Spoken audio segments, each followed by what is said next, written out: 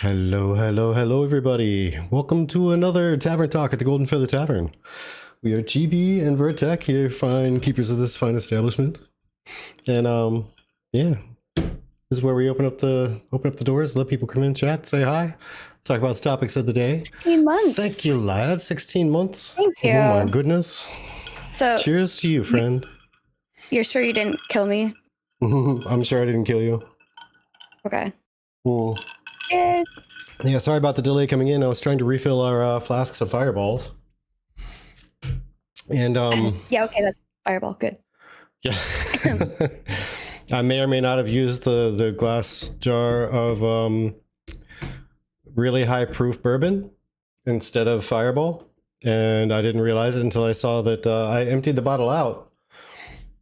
And then I turned back around after I put it in the recycling pile, and lo and behold, there's still a bottle of Fireball on the counter. He almost gave really me an entire confused. potion of bourbon. Yeah, she would have died on screen right there. It would have been for sure a thing. Yeah. Oh, Niptastic, I got this to work. Just FYI. You guys can't really see it. I think it's too dark, but... Hey, Fupo. How you doing, friend? Hi, Fupo. Yeah, no die. I don't want to die either. No die. I am trying to do 3D printing, though, so that's kind of fun. I'm glad this finished before stream, because I wasn't entirely sure it was going to after we got home and it was still going. It was still going. Yeah. So, so what do we have on tap today? Oh my goodness, we have on tap to talk about experiences and drama from within Project Gorgon. Yeah. Now, the drama is not personal drama. No. So I will put that out there. Not this time. But it is something that is enough to give Vertec and I a pause. So before I get into that, I kind of want to talk about our experience so far in Gorgon, because I feel like that's going to make much more... the drama stories just let it die. Well, see, Vertec and I can't in this case, because it's you'll understand in a minute. Anyway, Vertec, how have you enjoyed Gorgon so far? Honestly, in playing the game, I've found that and by the way, they're Archegio.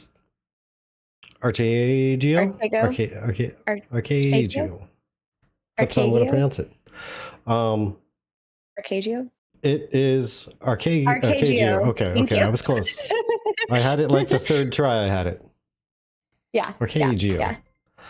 Mordov rated us. Aw, thank you, Mordov. Just you, friend. Cheers. Yeah, so first thing I noticed was the graphics, and I was like, I'm probably not going to last long in this. But we did say we'd give it a try, so let's at least evaluate the things that we need to, score on our little ranking sheet, right? Yeah. Well, first stream first. What? Yay. First stream first. But after actually playing around with it and getting lost in the game, I was like, well, that's actually cool. I'm actually enjoying it more than I thought I was going to. And it's a good sign when you lose track of hours. Very much the same for us, Archegio.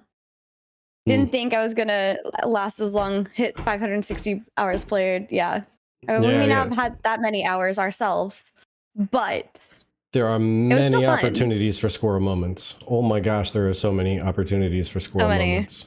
And so many, did I read that correctly? Moments too.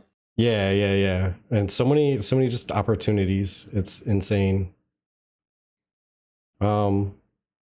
But yeah. So again, enjoyed all the systems, all the different skills that you can go and learn. Got to figure out combinations that are going to work best for combat. So much crafting stuff that's bananas. Yeah. The quests were fun. The personality of the game is apparent. It's really just the graphics that were really keeping me back from saying that this is a fantastic game. But the graphics snob in me. I'm not a super graphic snob, but I am to at least a certain point, just because I've played all of them from way back when that's the only graphics you had was like Nintendo graphics on screen. So I feel that I've done my time and I need to graduate to big kid graphics today. In this day and age. Yeah. Today. So yeah, today. It's today. He's graduating today, you guys. Today is the day I graduate. But I kind of feel very similarly. I mean, it was really neat getting a horse. It was really neat coming across the little pop-up event and how often the event happened. I really appreciated that. If you want to have fun, set it to -2 graphics and turn all the view distance down to minimum. It looks like EQ1 and you can see the Eltibule portal from the Cerbule Gate. Nice. I've been playing Crimson Desert, have over 350 hours. Yeah, I feel that one. I think that's just recently came out, so like you've been putting in some work over there. But no, I think there's a lot of really cool and nifty things to it. And again, I wish there was better graphics. I would probably love it a lot more. But it is not the graphics, and it is not the gameplay that gives us pause, but rather not the community either. The community has been amazing, I want to say. Like, everybody who's popped in and talked to us, you guys have been awesome.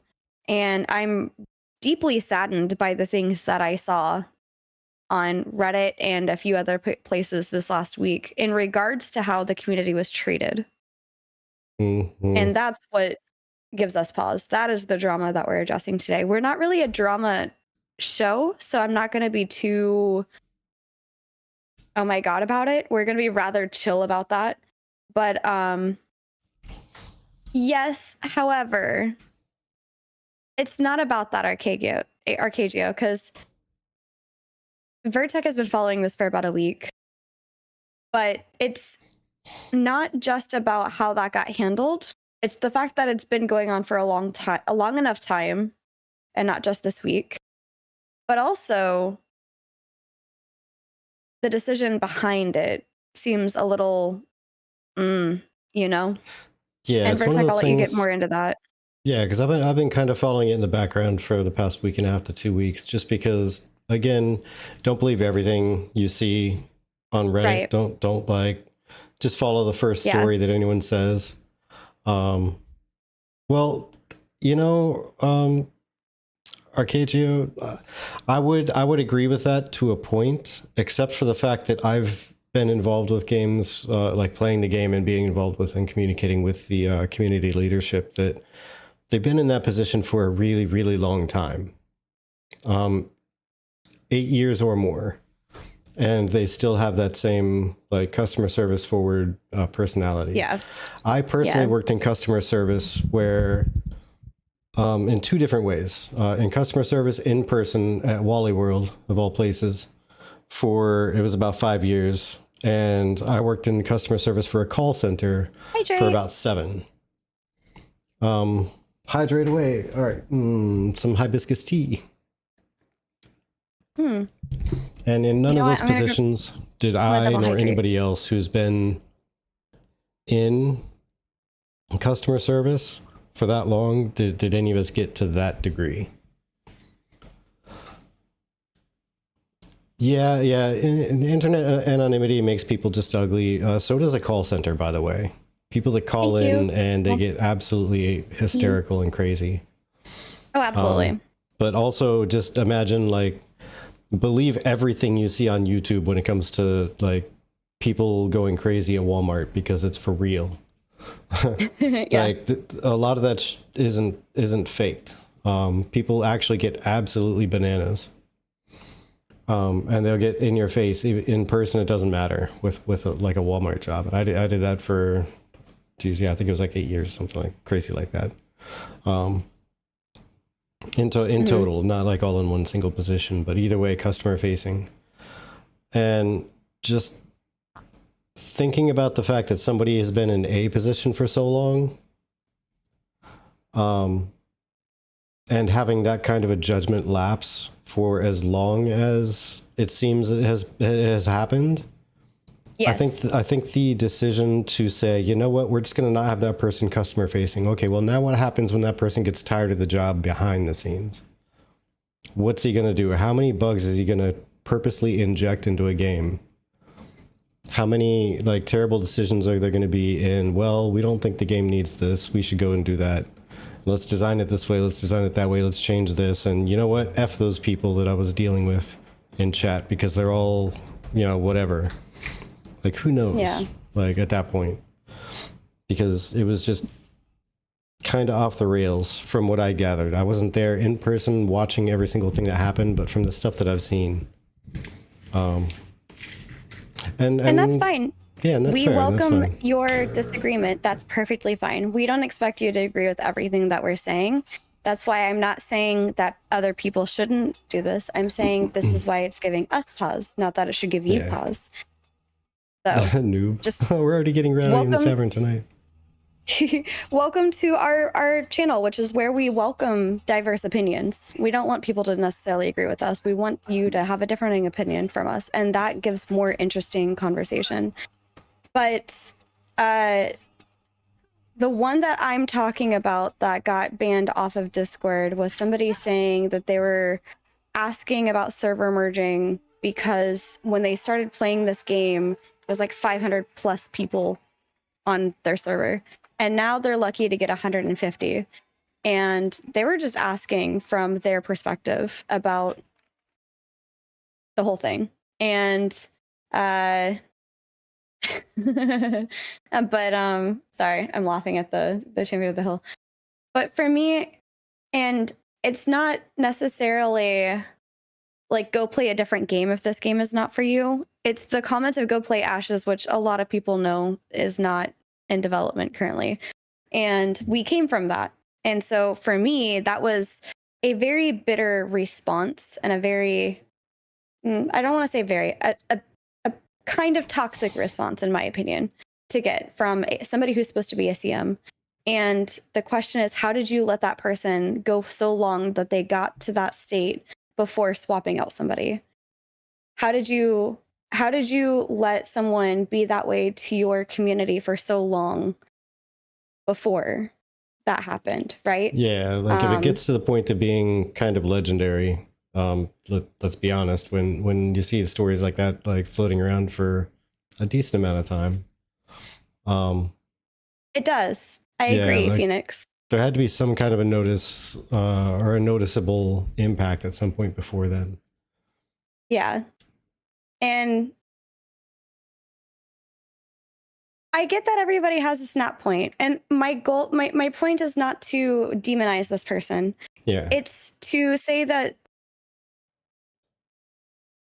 you are often able to see, and we're not going to review Bomb. Honestly, we enjoyed the game. This is separating game from community. But Vertex and my big thing, our big thing is the community. And so seeing a community being, so for those that don't know, because obviously Archego knows, there's one person that talked about, server merging because the population was going down, as happens after a release. And then they got banned. And then another person was talking about trying to get their friend into the Discord, but they couldn't get access to the Discord. And the main CM's response was, well, maybe you guys are banned then. Not like haha directly, but the way that they were talking about it kind of almost came like nonchalant. Well, then I guess you guys got banned, or it's like a Discord support problem. And the person was like, no, but like I literally just made a brand new Discord account. There's no way that you would have already banned that Discord account. I think there's literally a problem with joining the Discord server. And that person, yeah, but that's what I'm getting at, is that person made brand new Discord account to try and join the server to see if it's a server problem or if it's like a banning thing, and they weren't able to join. So he was just making mention of that. And then another person essentially for requesting, and granted, I will say he requested in somewhat of a aggressive manner, was like, why did you ban that other person? They were just asking a genuine question, right? And so my point is, there's usually telltale signs before you get to that point that someone's getting burnt out. And from the responses that I read and the things that I looked into myself, not from Vertex, because Vertex, you might have a different opinion or a different view or understanding of everything.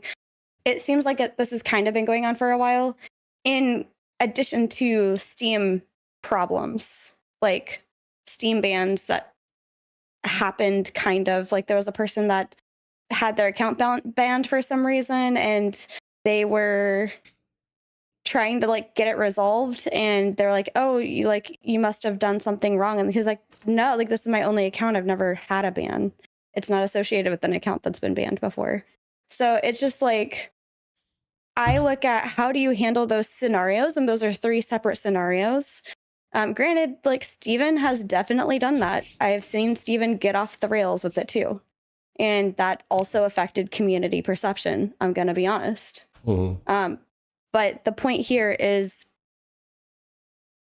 not just sweeping it under the rug and just moving that person to a different area, but like actually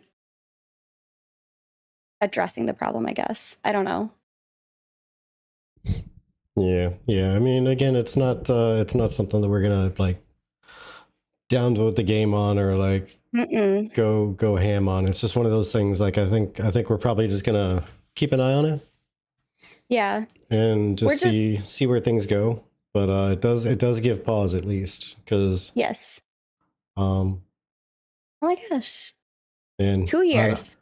I don't even know. Like I don't know this mod person. I'm gonna try to avoid just saying names just because. Yeah. But I don't know this person. I haven't really interacted with this person, but I always have a little bit of a pause when it comes to when somebody reacts like that for a while and people are like, yeah, this has been going on for a really long time. Yeah, that's the more part that gave me pause than the fact that it happened once. Yeah. And it's only recently that it got to a point of finally being quote unquote noticed and really paid attention to, at least on the like the notice me senpai scale. Like boss person finally caught wind and took care of something.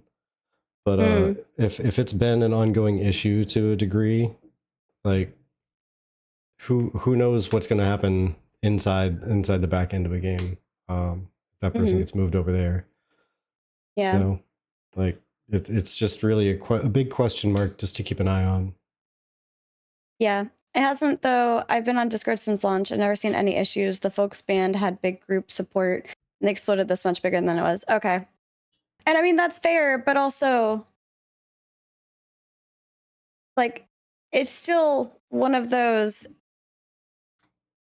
If somebody's been in that position for a long enough time and they've been grumpy towards people previously, maybe not like this big of an issue, but I don't know. It's just, how do you go from not having any issues to being like that?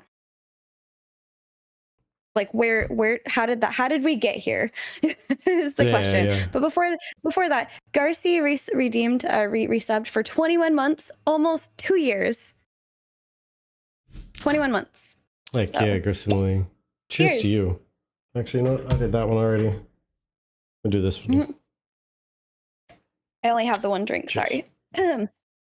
But it's just still one of those things, like, for us, with a community that is genuinely trying to have the best interest in mind, seeing some of those things is very worrisome for us as outsiders. You know, what kind of community in terms of interacting with mods and stuff are we walking into, you know?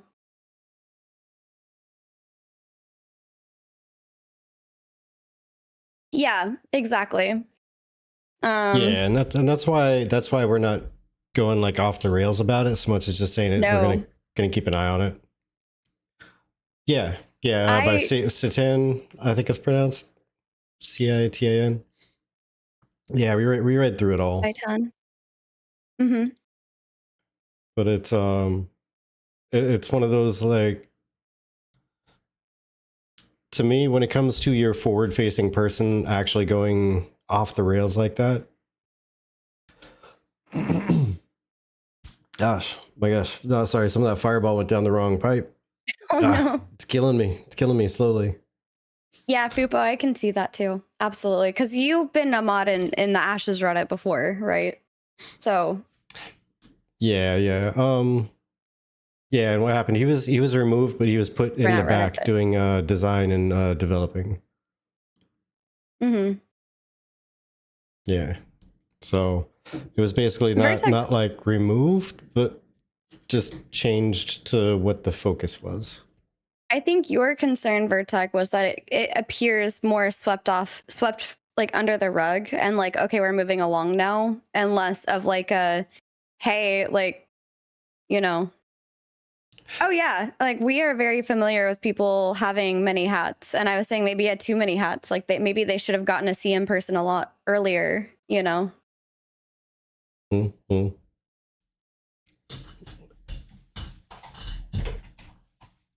But yeah, we recognize all that. I mean, again, it's not like we're trying to cast aspersions on the game or say like it's a terrible experience or it's gonna be horrendous or anything like that. So much as in case you haven't caught any of our streams thus far, we're currently going through a let's find a new MMO home journey, and we're kind of giving each game about a month or so before we move on. And yeah, last year. Jump another. Yeah, yeah. His wife apparently passed last year. Yeah, and I feel bad for him, and I'm glad that he was able to take the time he needed to for mourning and everything, and that he was able to release something this year.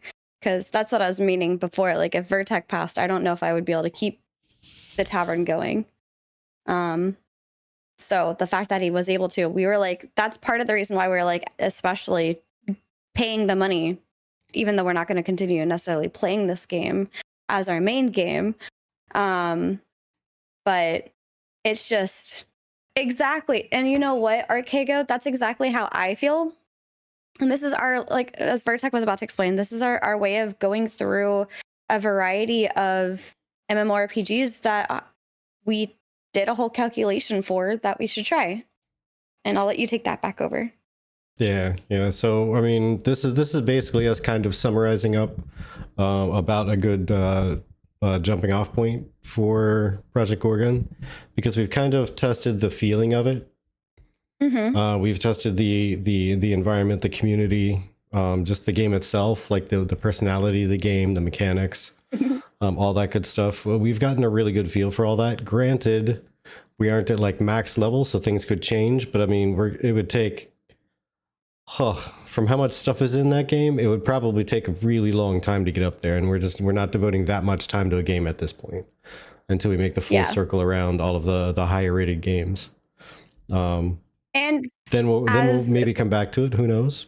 But and perfect timing, Fubo saying the playtest for Scars of Honor is coming up. Yes, this is not necessarily perfect timing. Technically, perfect timing was we were going to have our one more tavern talk on this next week. But it's one of those. I don't know. Let me pause on. I don't know if you have access necessarily until they send it out. They're doing it in waves, but you can go over to Steam and request access. We have both done that. Yeah. But I was gonna say something. Oh yeah, so we were supposed to do this at least one more week before we let it go anyway. But it's one of those like give pause before being too excited about everything with it, mainly because trying to see what the situation is exactly, and just wanting to talk about like, hey, we noticed some community related drama, and like, depending on how the situation gets handled and how everything goes going forward, it might be like okay, yeah, that was just like a rough patch. Or it might be, again, I don't know. But I also don't know what the funding is like over there, right? I don't know if they can afford to hire a CM to be their dedicated CM. I don't know a lot. But okay, well this was in a combination of a couple of things, Archego, for me. I've noticed it a couple of times from different sources. The tricky part about that statement, though, is, and I've used this, I've made the same statement myself before too, which is if you're not involved with it, you're probably not going to be exposed very easily unless it's a super widespread all the time thing. If you don't interact with those people that do have the short trigger finger, you're probably not going to find out. And if posts are being deleted, then you're absolutely not going to find out about it. So that's, again, kind of one of those reasons why it's like we're going to keep an eye on it for sure to see what the not booing it necessarily, just more like yellow flag. Yellow flag, not red flag, yellow flag. Yeah. Well, I mean, even with Ashes, like, so that's where we're moving away from. I don't think it was necessarily scam so much as there was definitely some mismanagement, and there was definitely some shady business going on in the background from various parties. Yeah. And it kind of dropped it down. I don't think it was intended to be a scam. I don't think that was any kind of a goal of anything. At least, not of the original plan. Unfortunate ideas and unfortunate plans happened where he was like, I think I might be running out of funding myself, so let me request some funding from somebody else. And then it didn't make it to where he thought he was going to be able to repay everything or what have you. But and yeah. Okay, Joe. A series of unfortunate events. Yes. Potentially. But that's also us not really being super keeping up with all of that drama, because that's a whole other bag to unpack.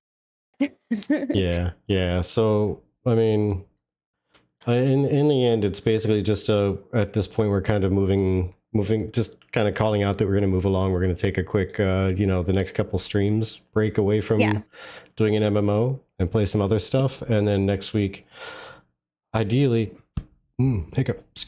ideally, we'll be starting right off the bat in the Scars of Honor playtest and doing that from the 30th all the way through the 11th, I believe it is, 11th, 12th. Yeah. And jump into there. So it's kind of just a summary of our experiences and just some drama that we noticed, and just a statement that we're going to keep an eye on things and see how they progress. Yeah. Hi, Peoria. Something like that. Yeah. Aeon 2, I want to be good, but I think it's going to be... Yeah, that's what we're too worried about too, Arkagon, to be honest. Are you going to order... Are you going order a dump? Oh, I think blue. Undecided for the most part. I've chosen blue. Yeah, I'm still looking through and figuring out, but I think... on separate sides, I'm blue. I'm blue.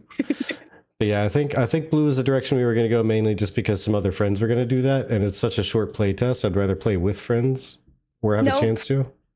Nope, I wanted blue because elf, and I want yes, I want elf and I want priest. Thank you very much. Yeah. I was gonna say you just want it for that elf. That's it. Well, blue has more options for being a priest. There's one option, red side for priest, and I don't really want to be the one that's... I think it's a pig, maybe. That's the priest. Hey there, by the way, Socks. But yeah. There's a lot of games. I don't want to be an orc. But yeah, it's just one of those. All I know is I saw like one tick mark over here and like 4 tick marks over there. Yeah, I should set up an Enshrouded server. I mean, I would set it up if 1, I had an Enshrouded game, and 2, people paid for that, because that also takes money for it to go. We would probably have to bring down Nira, I think, to do an Enshrouded. Yeah, but it's take down Nira to do Enshrouded, for sure.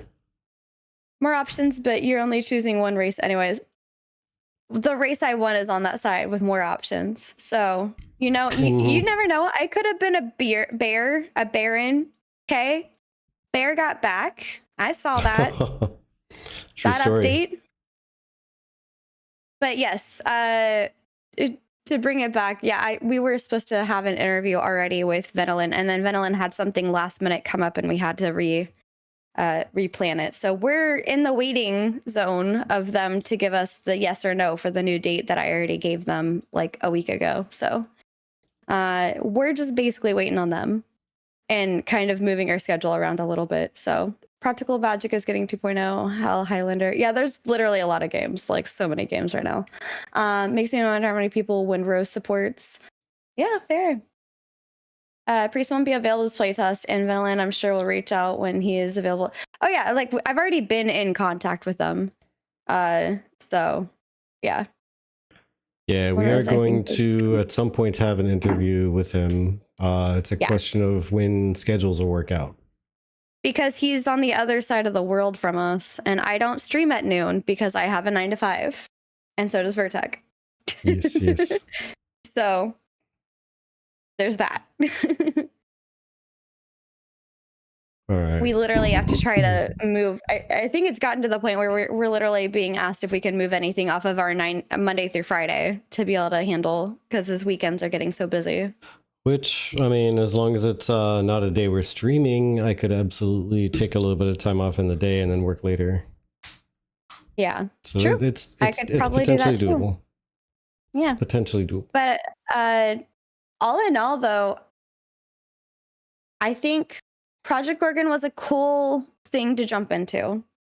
I definitely do not regret jumping into it. I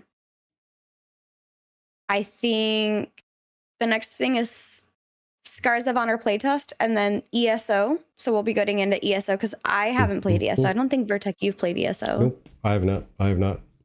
So neither of us have played ESO before. Hi, Gutscore, welcome in. So that'll be a new thing for us to experience. Plus, they just had that update for ESO. What happened with Gorgon? Missed it. Well, it's basically, there's been a few Reddit postings and some drama around people being banned and or Steam banned on accident and then not getting responded to after that. But it's mainly how the CM had managed it or handled the situation.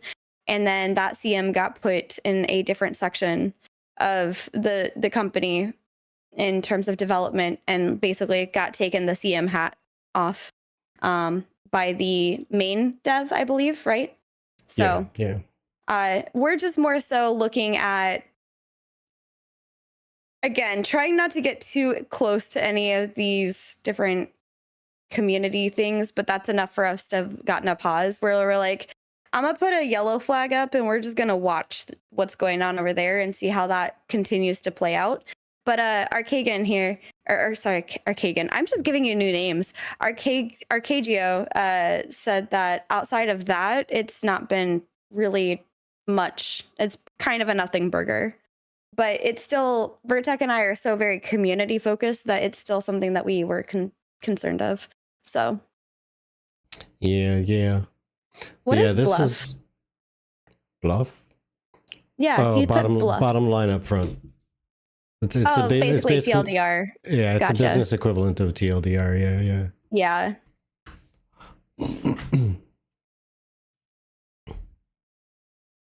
Okay, Vertec, what are you showing? Ooh. That's kind of cool, though. I learn something new every day. Yeah. It's a Zoomer speak. I'm not a Zoomer. Hey, Andrew, welcome in. But Arcadio, this is like the sheet that we kind of put together for ratings to kind of decide what games we're gonna try to play through. Yeah, that's fair. That's fair, Arcadio. Well, I that's kind of my area. So I see it a bit too often to not know what it is. Yeah, I'm just a web dev. It honestly took me like the 5th time reading it before it finally sunk in and stayed there. Yeah. Calling our bluff. Oh, yeah, Bitcraft. Oh, don't remind me. That, not cringing because it was like horrible necessarily. It just wasn't the game I thought it was gonna be. And he had this name prior to the arcade game. Fair. Sorry, Vertec. But yeah, so this is the sheet that we put together to rank everything. There's a lot more to this thing. Like this goes down far enough. No, it doesn't. I'll have to show you later. But there's a lot to this sheet, but this is what we really started. We had 26 games and 33 different I think we have Arcade Unchained on there too, right? We have Arcade Chronicles, Chrono Arcade Odyssey. Chronicles. Unchained this, Chronicles a that. lot of stuff. Yeah, Chronicles this. yeah. I actually can't even see the last bits there. Yeah, that's okay. Chibi's hiding them. I'm not. You just...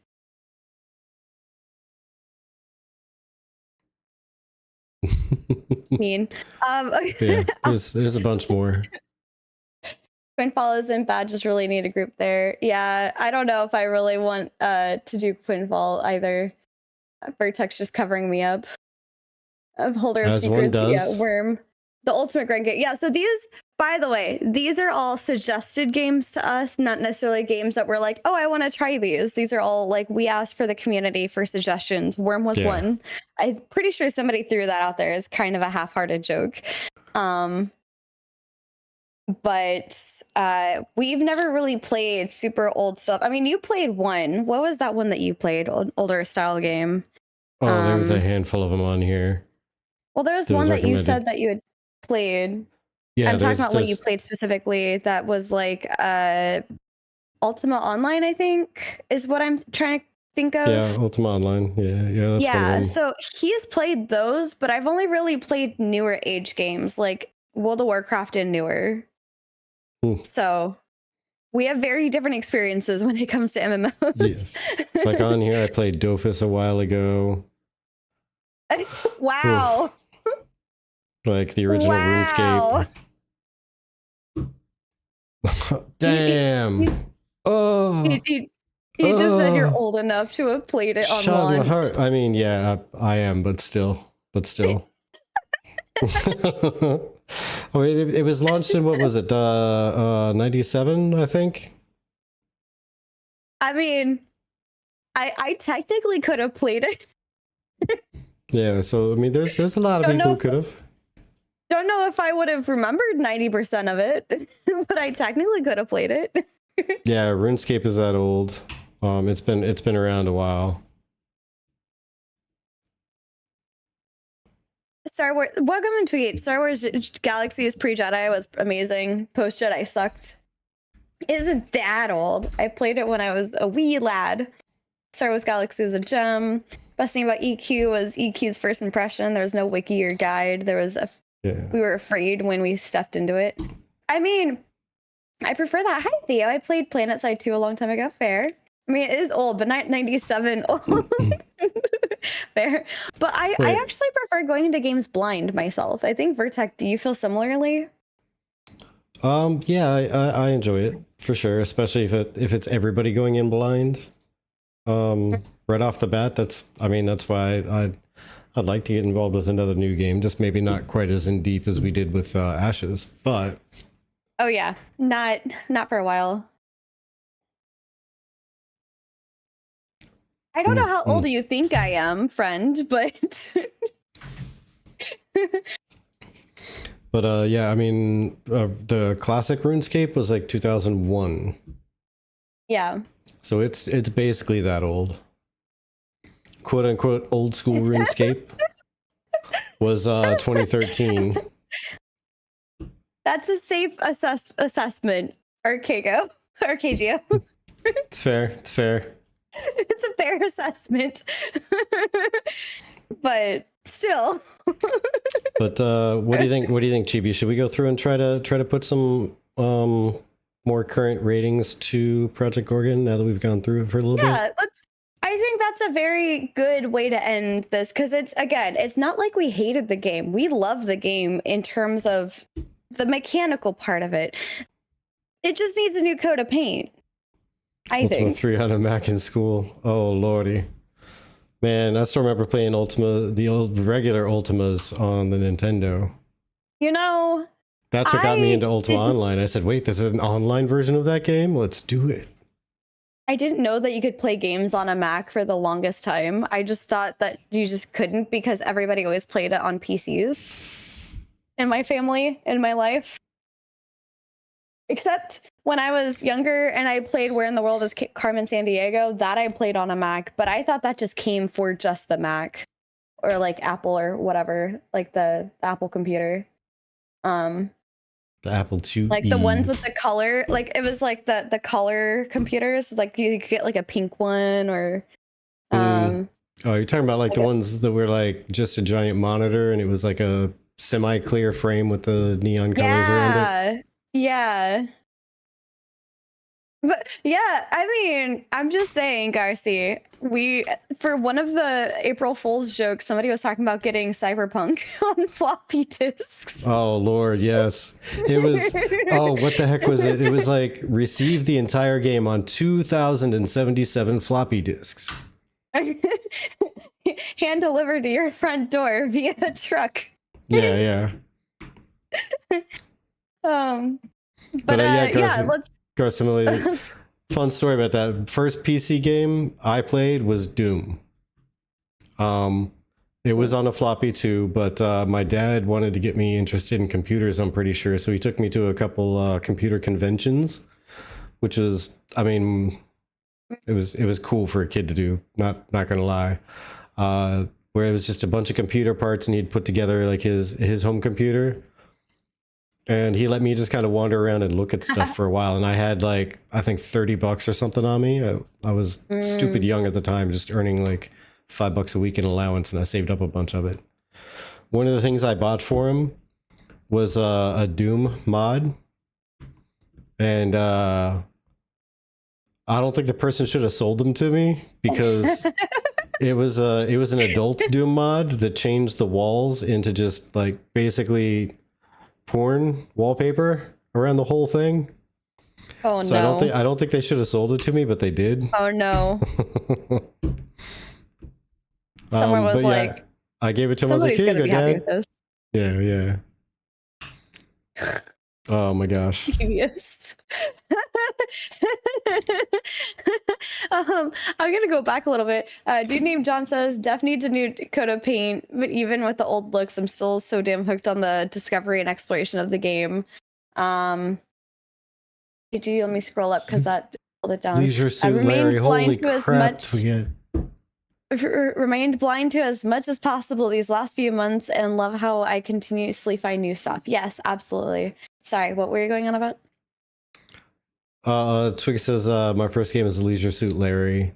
It was basically it was a naughty type game. Not like super crazy, but it was a naughty type game.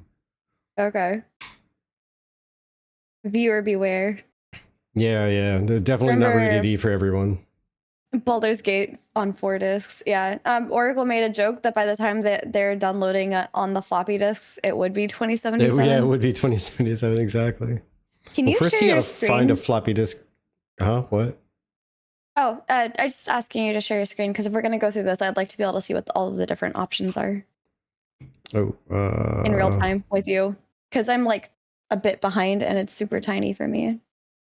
Yeah, let me do it here. Okay. But thank you. Welcome. Well, but you were saying, apologies. Did not mean to interrupt you. I just wanted to see go ahead what and you were catch up on chat. I was literally just reading chat. That's all. Okay. Yeah, finish catching up. There was some other things. Oh, I mean, I said I remember playing Baldur's Gate on 4 discs. That was a thing. Oh, okay. Gotcha. Let's see. Arcadio says, my mom always said if the FBI ever showed up, she was just going to say last door down the hall on the left. Erwin! Right? I didn't do it. Great. It was him. Drink. He just comes in and just drink. Thank you, friend. Yep. Cheers.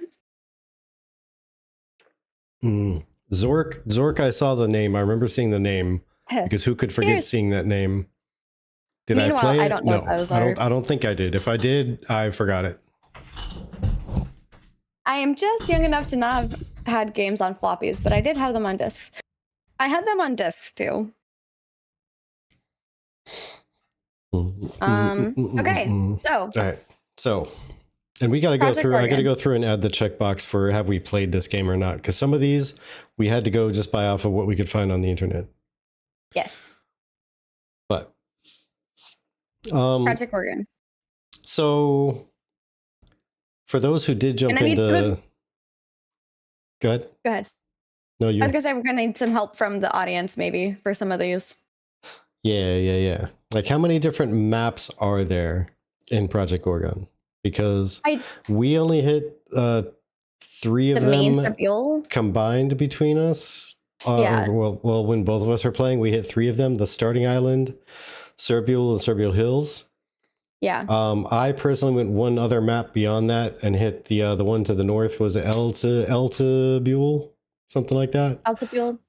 And then I went through the portal to the Dream World thing. So I guess it was like 5. I've been playing for 3 months with one character, 60 plus, 70, and 175 plus. Why you bought a side character? I haven't seen all the maps yet. Okay, so world size, pretty large. I will say I did get a little frustrated that I kept finding like walls. Like you would see off and I'd be like, oh, what's this way? And then I'd suddenly hit a wall. It's like you can't go that way anymore. And it's definitely like square maps for sure. Yeah. But there are 11 zones, that doesn't include all of the dungeons. Okay, fair. So 11 zones, but not all of the dungeons. It has some decent, okay, it's always a square. I hadn't quite caught on to that yet, so thank you.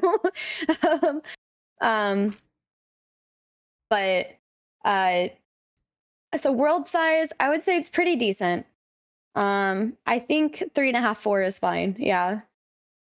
Yeah, and okay, so tiered challenge scale and end game content. We never hit end game content, so we can't even judge that. That one we left at an average. I was pretty impressed that you and I were level 15 taking on a level 25 event. And doing decently well. Decently well. Only a couple of deaths and a couple corpse runs. And the Mantis would say, you know what? I don't care what the Mantis says. I'm saying for a level 15, I'm shocked that we were able to take down the Mantis at all. I expected far more deaths than that. So 45 dungeons. Holy mackerel. The challenge scale, I think, is there a little bit. I don't know about towards the end game, like dude named John and Arcadio, what would you say, at least at the point that you've gotten to, how is the tiered challenge? Like, overworld is pretty easy and normal and whatever, but then when you start to get into dungeons, I don't know if there's something bigger than dungeons. Are they like raids? So where it requires a bigger party?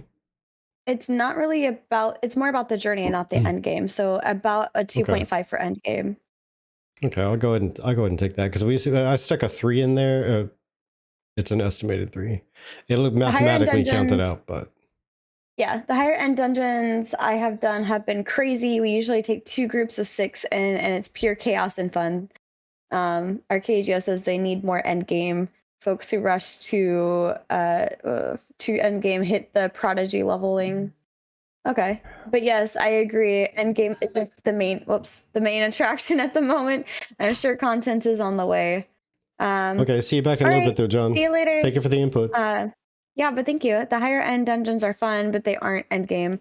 Okay, so probably 3 sounds about right. Social RP kit, I would say 4, if not 5. There's a lot of people there that were playing their, like, kind of like what you would expect out of Final Fantasy, in my opinion. Oh, they were rocking their music instruments, and I liked how they could combine. And I love how... Oh, sorry, you cut out. Okay. Oh, yeah, no, because you started talking. I was going to let you go. I thought you were done. Oh no, I was just saying that there were multiple instruments that would weave themselves together. Plus, you may not have seen this, Chibi, but I was playing the loot that you can actually pick up in that Serbule town, that little castle area. Yep. And trying to level it up so I could unlock Bard. And there's actually multiple different portions of the song you can play with each instrument. So with the loot, I was actually able to play, by the time I got to level 5, I was able to play 3 different parts to the song that would have layered together to make it more complete with 3 different stringed instruments. That's crazy. So the thing that I was getting at is, for social RP toolkit, I feel like it's pretty high up there, 4.5, 5-ish, because you have that, you've got the NPCs reacting to you playing music in the game, and you got like the buff from them playing, I think, the music too. But I feel like there was a lot of interaction with the NPCs and you, like just standing there. Some guy brought his undead into the tavern, and the guy was like, "Are you kidding me? Get that out of here!" Like, basically offended that he brought a skeleton in, which I thought was amusing because I just didn't expect the NPCs to respond to you at all. So for me, I think it's got a really good social RP. I don't know about the RP toolkit specifically, but a very good roleplay aspect of it. You feel very immersed in the game. Yeah, there's definitely some good social stuff. Yeah, without PvP, very high, because I don't know if there's any PvP in there. Is there PvP in Project Gorgon? Because I didn't see any. I didn't bump into any at all.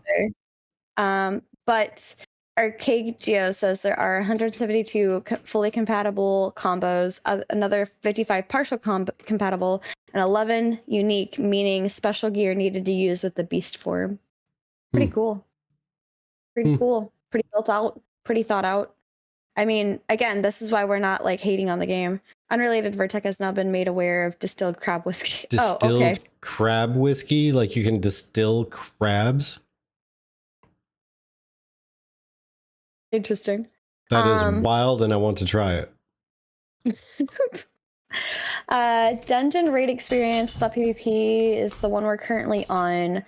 I do feel like all classes are meaningful in the content. They have a variety of ways that you even get to them, and that's pretty cool. And some of them you have to level up to get certain gear. So I thought that was pretty cool. I don't remember really seeing like an achievement system.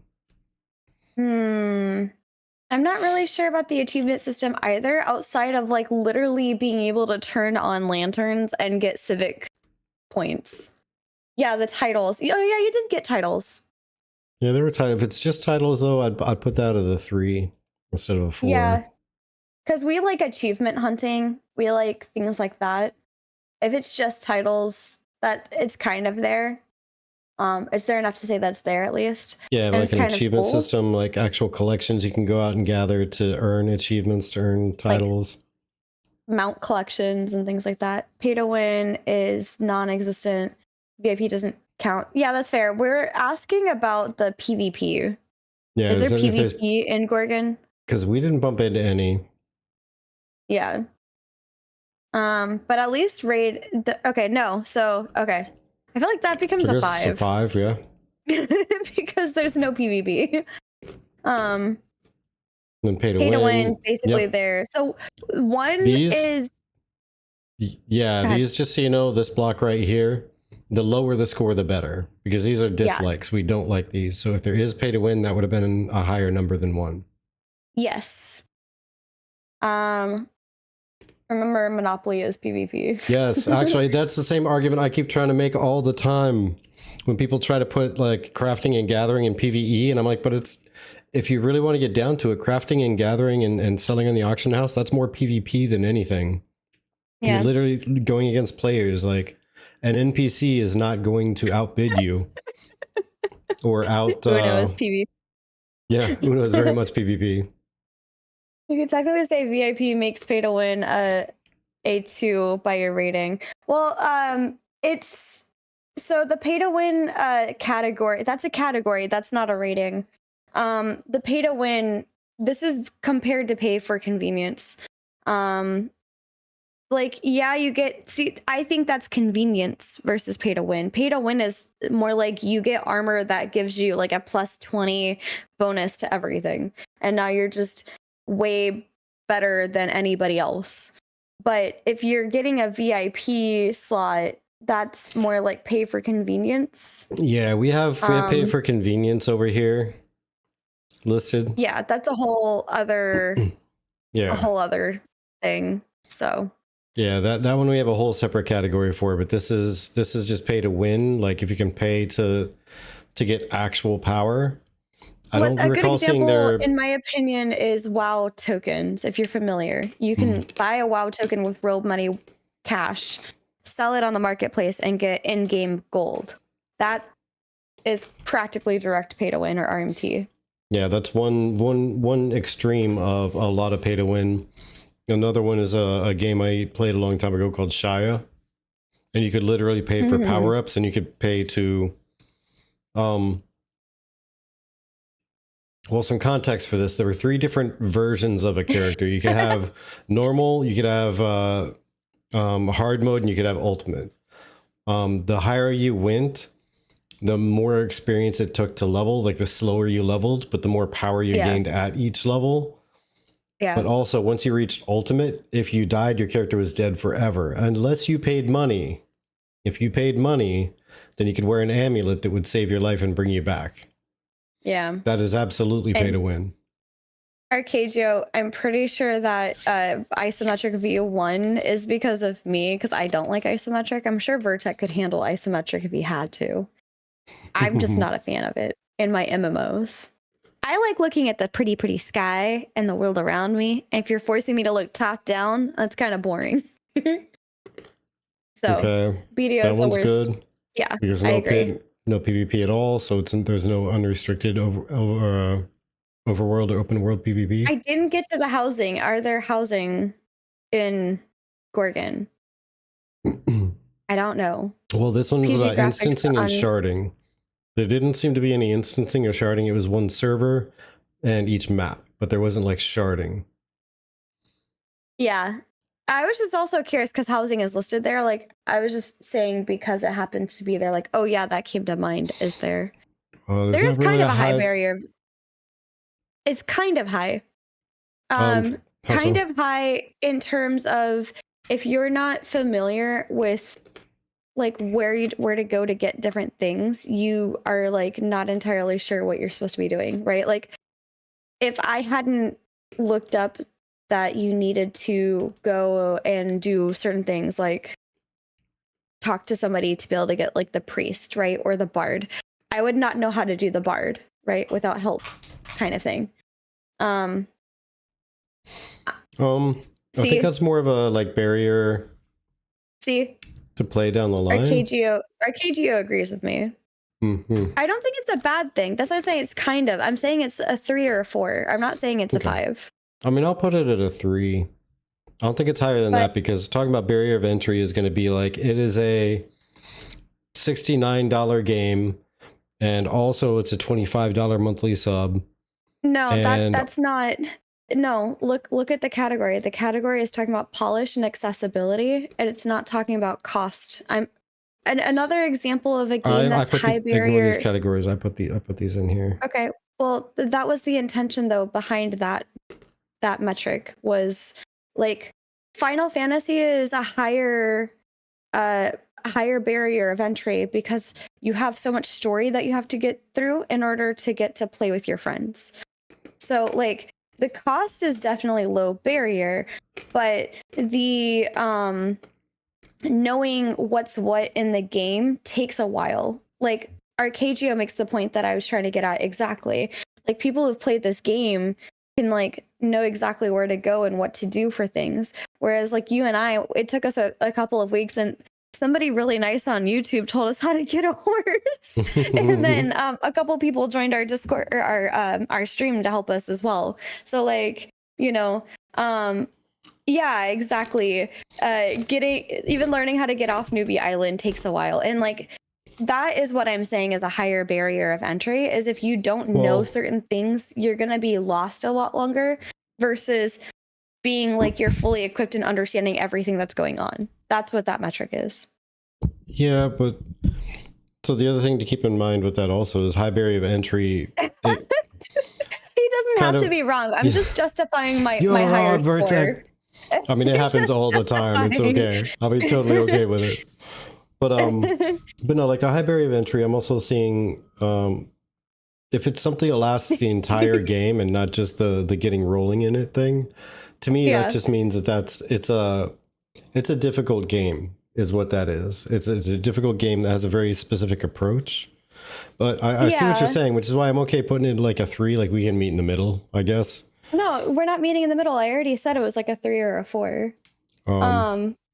but you're also, thank you, by the way, welcome in Arcadia Yes. to Welcome the in. tavern. Cheers to you, friend. But the other thing I want you to consider, because I'm not considering myself in this moment, I am not considering myself in terms of how long or how hard it was for me to get into this game. I'm considering somebody like Bean, who doesn't play MMOs. How well? Oh my God, Holy cow! Arcadio! Cheers! Holy, Arcadio, where cheers is to that? you! Cheers! Holy moly! Yeah, seriously, where is? Thank you so very much. I'm doing a big swig. Just so you know. Big swig? Okay. Mm-hmm. Doing a big swig. Ugh.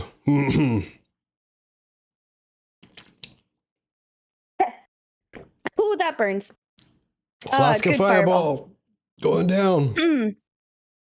Arcadio cast fireball. Delicious. It's super effective. It's super effective. No, it's thank you. It's literal fireball. Like the alcohol beverage fireball. It's cinnamony. We're in a tavern. We take drinks when we get subs. Yeah. But I was just saying, considering somebody like Bean or Taylor, my friend. Jug is shaped like an apple. Okay, that's fair. I like it. Yeah, that's fair. It's a potion bottle. It was gifted to us, so thank you. But let's see. So no, it's good. Right before the bomb happened, Andrew says time required to get to the main progression loop. Yeah. Also, Lyat says Bree needs low barrier to entry. She can only jump so high. Yeah, I saw that. I was purposely ignoring it. Thank you for bringing that up. But no, I was just considering some of my friends that don't play MMOs. Like, how easy would it be for them to get into this game? I'm not like you and I have played MMOs before. I'm going to know certain things inherently because I've played MMOs. I'm not just trying to think of our perspective here. I'm trying to think of somebody who's getting into an MMO for the first time. How high of a barrier is this for them? Because if we're gonna put it on monetary, it's zero barrier for entry, because you could get the demo for free, get up to level 15. For monetary. But I think that the again, with $25 being one-time cost, that's really good for like cost and things like that as well, especially for people that don't want to pay like $15 per month. But in terms of the intention of when we set this metric was gameplay barrier to entry, not cost barrier to entry. And yeah, Arcadio, that's one of the first things we said during our first stream together, is that there is so much you can do, because we focused on like 2 combat skills. We still didn't get to them by the time, like, I feel that I got $25 worth of entertainment out of it. Vertec, I think Sunday I finally hit level 15 on something, and that's been like 2 weeks. Granted, we only played for like 2 to 3 days a week. We weren't going like full tilt hardcore. But that's 3 hours for those 2 to 3 days a week, which could be some people's entire week worth of gameplay. Yeah. I mean, it's, the average like heavy gamer, not like the hardcore sweaties, but yeah, exactly. Just today, 16 days played on my main character, I finally unlocked Giant Bat. So I have all of the combat skills unlocked except for Vampire. It's nuts. It's why my highest level is 61 Animal Handling. Yeah, see? And it's just one of those, like, you can level so many different things. Like, if you hit 15 in, like, sword fighting, you just can't sword fight anymore if you're trying to level it. You can switch to something else and level that up to 15 if you want, though. And I love that. So in that instance, it's extremely low barrier of entry in terms of that. But again, when we set this metric, because I was on stream with everybody when they gave me the metrics that mattered to them, this was with the intention of gameplay metric, not cost. So I'm just adding that context there. I try to put some of the costs together as much as I could. Move along. Yeah. I was just moving. I was just trying to finish my statement because Vertec keeps interrupting me too to make his. I think 3 is good. That being said, I still haven't finished my statement, which was including things like how difficult it is to learn the game. Yeah.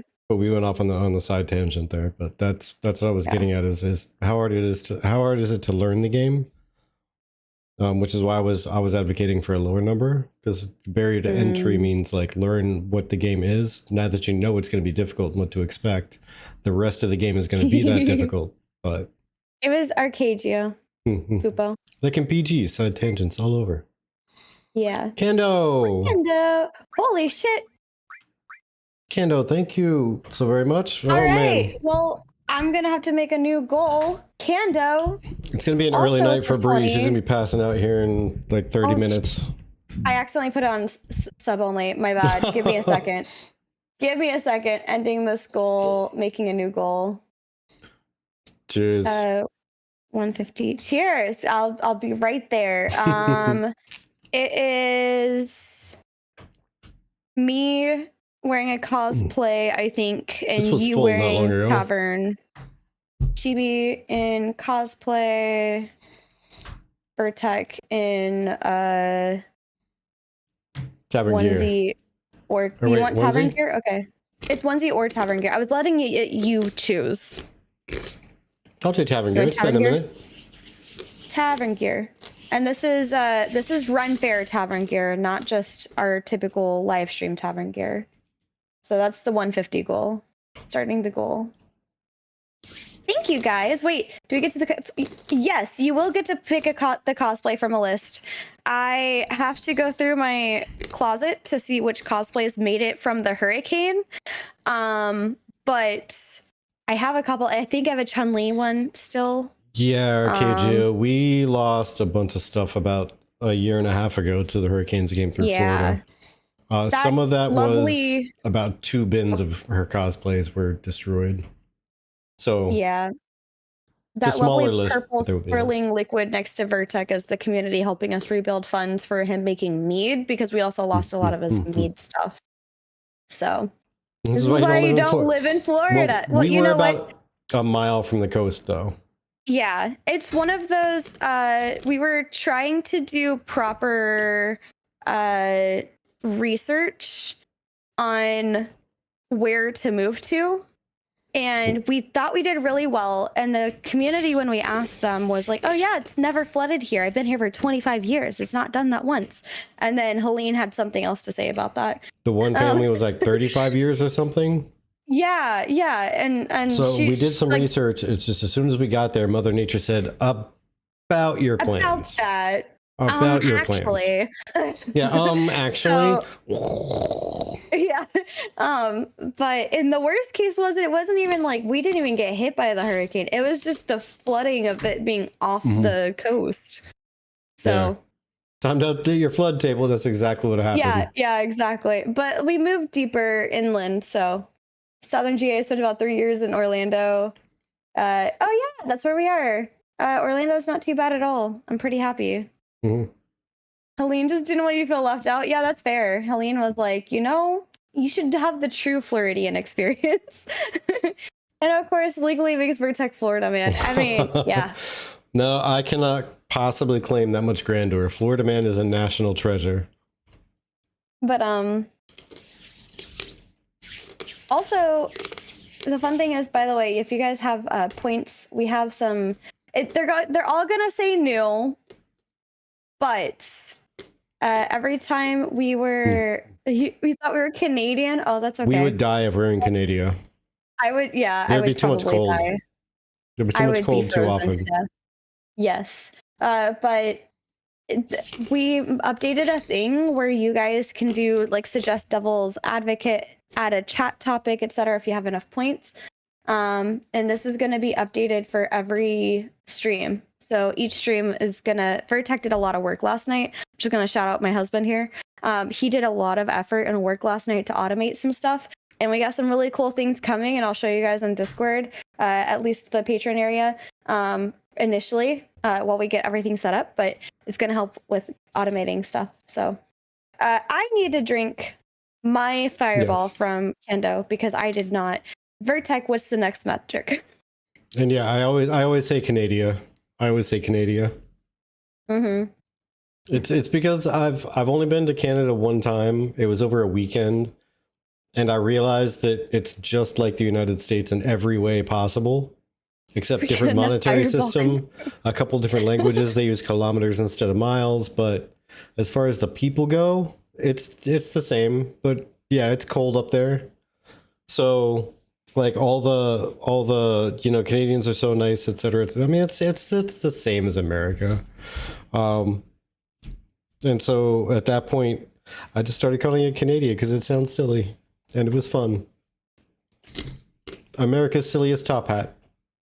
Wait, does that say level 8? Have we ever had a level 8 hype train before? I think we've only gotten up to 6 or 7. I think. That's what I'm saying. I'm pretty sure. Thank you, guys. Holy mackerel. Well, thank you. What the heck? Y'all are so sweet. Come on. Best train ever. Right? That's crazy. Vertec, we're in Canada. Did you? I like how you're spelling in Canadian. It's infectious. Yes. You're starting a trend, Vertec. They do have Tim Hortons, and Timmy's is a fun place. Real quick before Vertec answers, Mordorf, we are getting a passport, so we will be trying to actually visit Canada proper. So yeah, we have many friends up there in the Canada place, so we're gonna go up and say hi, swing up in that direction at least. We have people trying to pull us out to a couple other different countries. Yeah, we need passports because we didn't have a reason to leave the U.S. until recently. So I have lived all around the United States. Yeah. Is this the throw words at Vertec to see how he says them?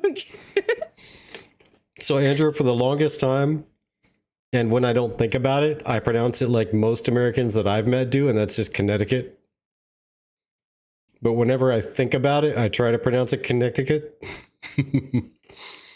And I don't know if that's correct. I just know that's how it's spelled, and so therefore I want to pronounce it like Connecticut. Because I've never in my life heard anybody actually pronounce it out like that. I mean, people call Illinois, so I had to ask. When you get your passport, get global entry at the same time. Okay. Oh, definitely. We'll look at that. Absolutely. Global entry is like the equivalent of like the TSA pre-check.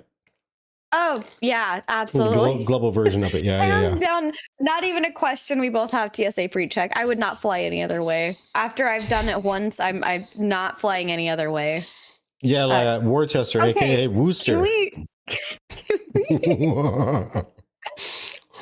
get back to the point?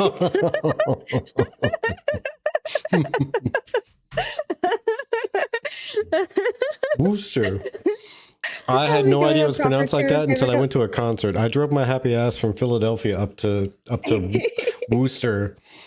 I really thought it was Worcester. And every band that went on stage was like, "Hey, what's up, Worcester?" What the f are they saying?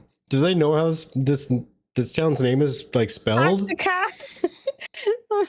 No, apparently that's how it's pronounced by locals at least. Interesting. It's pronounced Oregon as Oregon. Unless I catch myself. Called the Nexus program in Canada. Fair. Okay. Wait. Okay, so back on task. Back on task. Yeah. Okay. Yeah.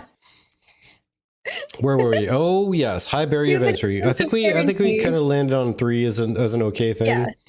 Yes. Because there's not a lot of hand holding. Actually, it's like almost zero hand holding. There's but that to my point is it could be a higher barrier of entry if people are used to being directed where to go. And if you're not, you don't know where to go or what to do, and that can be kind of like. But if you're not used to the hand holding games and you just walk into this game alone. It's going to feel normal. Okay. Because this is how games used to be once upon a time. Yeah, once upon a time. But like in terms of MMOs, I've kind of been... even recent RPGs, they just like direct you. And literally to the point my dad got pissed off because they kept yelling at him to go a certain way. And he's like, I want to go this way. And also, very fair, noob.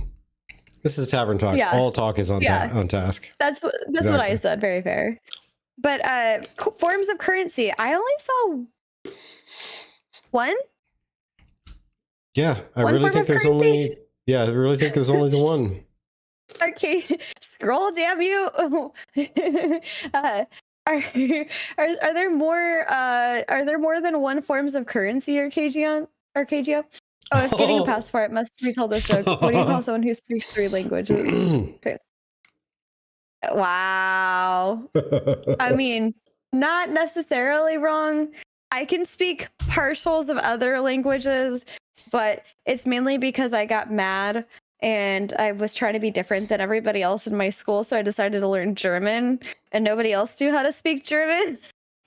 and Arcagio, what one language is that they speak? Or Right. we speak? I'm American. They, yeah, you're like, who are they even? There Who are is other they? currencies. Okay, how many Yes. Perfect. It's American. It's how not many English. It's other American. currencies? How many other currencies are there? Is what I want to know, because Okay. again, it's more so talking about like Southern is still another. Okay. fair. I'll It's give more you at so least a talking half about a like point on that. At least a there half a being point 2 on that. forms of currency. So speak English, bad English, Spanglish, curse words, and Noob never change. Never change, noob. I love our community. I'm just gonna say that. Oh, by the way, I think I need a different USB for printing stuff. Yeah. Yeah, mine. It literally fell apart. Like I pulled it out of. Thank you for stopping by, Kando. Thank you for the lurk. Hi, Kando. Thank you for the lurk. Have a good lurk. evening, friend. Thank you for the sub gift. Jeez. Yeah, the gift bomb. Absolutely. Goodness. Thank you. But yeah, I pulled the USB out of the printer and the case came with me, but the USB stick stayed in the printer.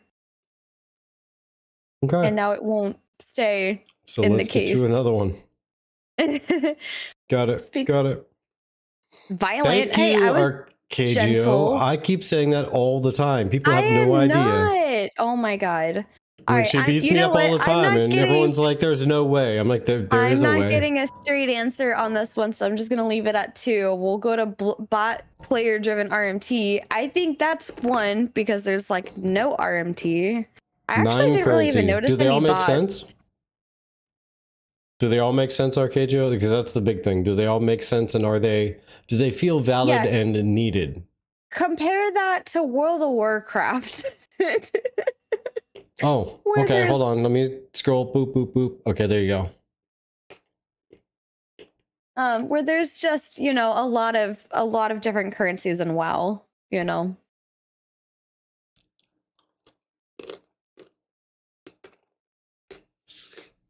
No, not too many councils is the main one. Okay, so yeah, I feel like that's pretty reasonable. Okay. The others are for special situations. Okay, so yeah. Okay, so we'll call it a 2. Like 1 being the best, like there's only 1 form of currency and it's universal. Yeah. I suppose, yeah, we could do that. Okay, cool. I've seen 0 bots. Cool.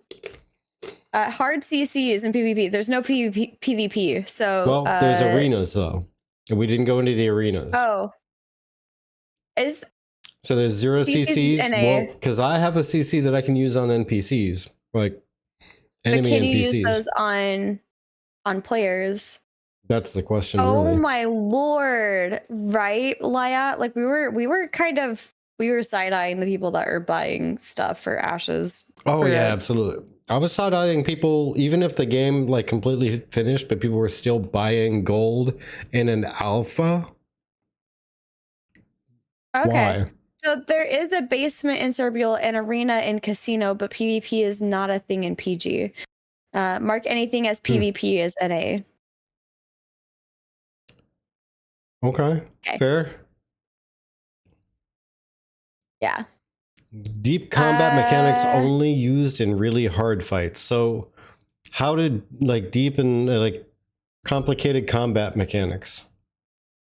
Okay, they only do full around. Got it. So it's not very PvP like game. Got it. Also, I don't think there was. I think. Let me scroll back up, but I'm pretty sure there's like no housing. Yes, once you hit level 60 plus dungeons, it gets more complicated. Okay. Okay, so 2 again. This is a dislike because it's saying deep combat mechanics are only used in hard fights. Before 60 dungeons are no brainers. That feels like end game. Well, at least Elder, like the last half of the game. Why is it a dislike? I've not hit a point where you must have XXX class. Okay. So yeah, I feel like 2 is fair. So it's not like the entire game is using deep combat mechanics, but relatively early. Should we put that as a 3 as like an average? Oh my gosh! If you want to, Liat, we will. I mean, if that's what the devil desires. Housing is kind of non-existent. That's what I was looking to see. I'm pretty sure that that's a nothing burger there. So that's a 1. Yeah. I don't know why I hit 2. I hit 1. Gathering and crafting, pretty good. I appreciate that. Graphics. Yeah, gathering and crafting seems like there's a lot of it. I would be nice. And I mean, it's not quite a 1. I'll give it a 2. That's as far as I'm okay with going, to be honest. I would be nice and put it at a 2 because it's not as bad as, like, in my opinion, Minecraft is 1. You need 2 categories there. This is not like you have not even touched crafting. I kind of have, but from what I have touched, I like it. Yeah, like this is the thing. Is it good, and is there a lot of it? Is it important? Yeah, and yes, and that's the point. So that's why we put it as a 5 because we like it, and it's very important, and we can understand that as early as we have gotten. To highlight it, we've now changed over to the qualitative aspects, the qualitative voting. This is how good is it? Where I have to feel in the game to judge how much I like it.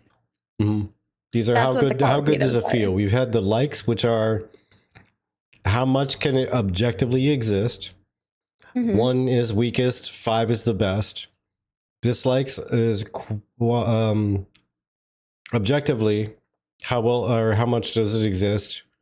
Because it's a dislike, the 1 is better and 5 is the worst. But then the qualitative is literally a 1 to 5. Score it the best on your opinion on how it feels. Yeah. Yeah. And the graphics for me are definitely a 2. Because yes, but that doesn't offset the general graphic style for Vertec and I. Because again, this is Vertec and my thought on the game. Yeah, this is John. Welcome back, John. But yeah, like this is going to be mobs, like your average experience. The characters, like both of those are not very good. They're not high fidelity in terms of like the higher quality art style. They're very, I don't want to call them low poly, but they're very old. They're very dated in terms of design. And so for me, my qualitative, I don't like it. I will at least call out that there is another whole other category for animations. So separate it from animations because graphics and animations are slightly different enough that it matters. Yes.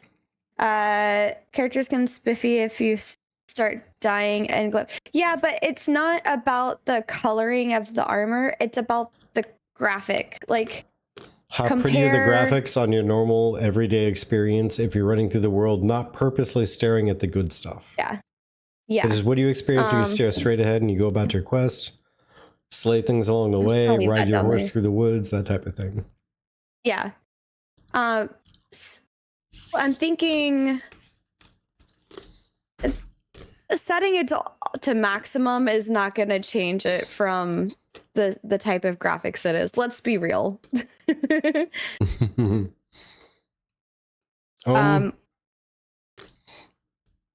I'm going to hit combat flow as a 3. But also, Vertec and I typically have it really high to the point Vertec had to lower his graphics to stream one of the days. So yeah, I don't. combat flow to 3. I'm not counting that day. I'm not counting that day at all. No. I'm just saying, like, to put reference, we both usually have our graphics pretty high. Yes, what I'm saying is that day, I think your graphics. that day my computer was acting up, is what I'm saying. Yeah. I'm just saying, though, the fact that you had to lower it means that you were from a higher tier and you kept lowering it versus like it's already as low as it gets. Like I can't change anything. Like that's the point that I'm making. Anyway, combat flow 3, go. Okay. Yeah, combat flow is going to be tough for us to judge because again, we were really low. Yeah. We were at level 15 out of, what the heck is it at, like 110 or something? Yeah. Although for levels I will on stuff, say 100. Goodness. I will say then Prodigy. Jeez. But I will say the little bit of combat that I experienced, I really liked it. I was a little bit frustrated by the limited like amount of bar spells that you could have. Like I'm used to like World of Warcraft where you have the full like 12 keys basically. the limited spell access. Yeah, so having it limited down to like what felt like 5 or 6 was a little, like, it's just half the spells that I'm used to in terms of a bar. So I kept getting new skills, but then I was like, but I don't want to replace this. I don't want to replace this one with this other one because I like that one too. Right, but in reference, I would have had 24. Right. Basically, the typical game has a skill bar of 12 long, but PG has Hey John. Excuse Welcome. me. Yeah. 6. Later you get loadouts, so you can swap easily. Okay. I just wanted the full 12 for top and bottom, and being able to choose what was on there. Well, the sidebar is an exception because you have bar 1 for your primary skills. You have bar 2 for your secondary skills. You have bar 3 for, I guess, whatever you want to put on there.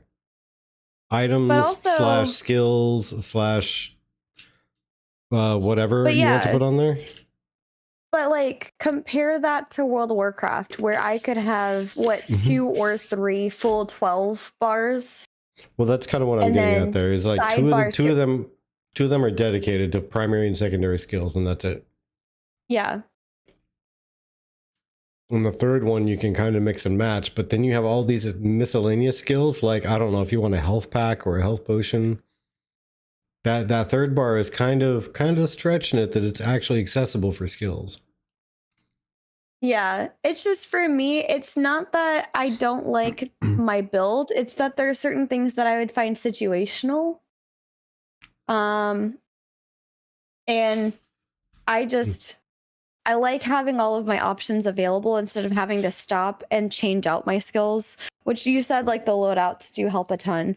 But that's why I'm rating it kind of, I would agree with the combat flow specifically being pretty well.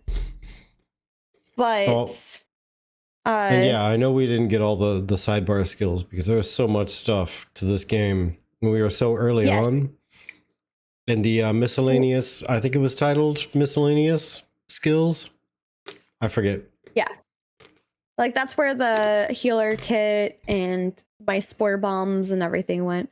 But yeah, yes, we did spore bombs, what was it, all the special abilities. Like I could tinker with the golems, I'm gonna call them, the constructs. Like the find your next quest objective thing.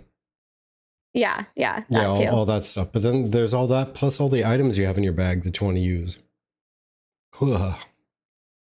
Yeah, and that's what I'm getting at is like I didn't like the feeling of having to stop to choose one to put on my skill my bar for that because I felt like I had to keep like replacing things, or like I would get something and I had to choose like, all right, well, which thing do you want to give up now? And it's like, but I like all the ones that I'm using right now. So and yeah, Laya, we tried Final Fantasy 14. We're gonna try it again 3 more games from now. Because they had the almost 2-week thing of Scars of Honor. We have ESO right after that, and then we're going to get into Final Fantasy 14. That's my problem, John. I'm like, I don't want to have to choose. Why are you forcing me to choose? That's the only reason why I'm like, eh. But the flow of it was pretty good. Like, it was pretty decent. I didn't feel like I was locked to a certain rotation. Give me all the power. Give me all the power. Let it flow through me. Leave it at 3, but I think you had to play longer. Well, no, I'm agreeing with you, Arcadio, that the flow is 3 to 4. Because right, let's do this. Let's go 3.5. Okay, fine, that works. But like from my limited experience, I do feel like I didn't feel locked into a certain thing with my combat, and I could freely choose what my secondary was and my primary was, and the flow of it was pretty nice. You could get into it, you were able to stun them. I mean, we died a lot, but we were fighting things that were like 10 levels above us. I don't know what you're talking about. I never died. I'm fine. But like overall, it wasn't a bad combat flow. The worst part for me was the one that we're going to get to in the future, so we'll get there in a second. Combat systems. What is that referring to exactly? Combat systems. Oh no, I died. Wait, what? Oh no! Oh, that was Oracle. I thought you were saying that. I was like, wait, what? You've been playing this whole time? I wouldn't be able to have a conversation. What are you talking about? Yes, I am playing. It's because I'm probably seducing that bard. Let's be real. I don't think I have 15. I'm just saying you can only hang out once. Okay, no, you can only hang out once. I didn't love. Somebody's got to keep him alive. No, I'm kidding. Bad animations, movement ruins the combat for me. It's just me from watching it. Yeah. We'll get to like some of that too with the animations. Yeah, we have a whole other thing with animations here, and that'll be addressed for sure. So the combat complexity or the combat systems is the complexity of it, and Arcadio saying definitely leave it at the 5. It's pretty complex. The complex is good. And it feels complex because you were talking about like you could literally be a battle what's the word? Sorry. Alchemist. Battle alchemist. Battle chemist. Battle chemist. Sorry. And like that is really neat. And the fact that there's like systems like that in there is really, really cool.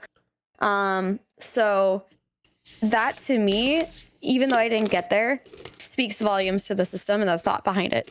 So never loved the path to being necromancer than I do in Project Gorgon. Yeah. BC/anything is OP. Okay, gotcha. Battle chemist sounds like a fun, but right? I'm like, I want to, like, I was straight up lobbing like these spore bombs at things just to get them to stop killing me. Okay, so sell me more on the combat systems, because we rated it as a 5. Again, all of these scores right now have been on research that we completed. We actually did pretty good, I think. Most of these have been pretty on point. Yeah, but there's tiny little adjustments. Combat systems, we've heard a bunch about it, but sell me on why it should be a 5 and not like a 4. Because I will say at least the flow, Arcadio. Okay, Arcadio says it's a 5. It's one of the strongest points. It feels like a pillar to me. Like the thought behind it feels like a pillar of the game. There are 172 fully compatible combos, another 55 partial compatible, and 11 unique, meaning that you need special gear to use them with the beast form. That's why. Okay, fair enough. You've also got things that you can only do as a werewolf and a vampire, right? And I'm sure only be a werewolf once you're a werewolf. Right, but I'm saying like I think there's skills that you can only do as a werewolf, right?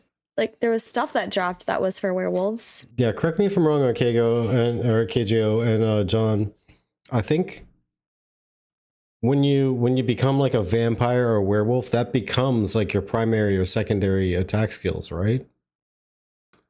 Holy shit. You should look at that. Like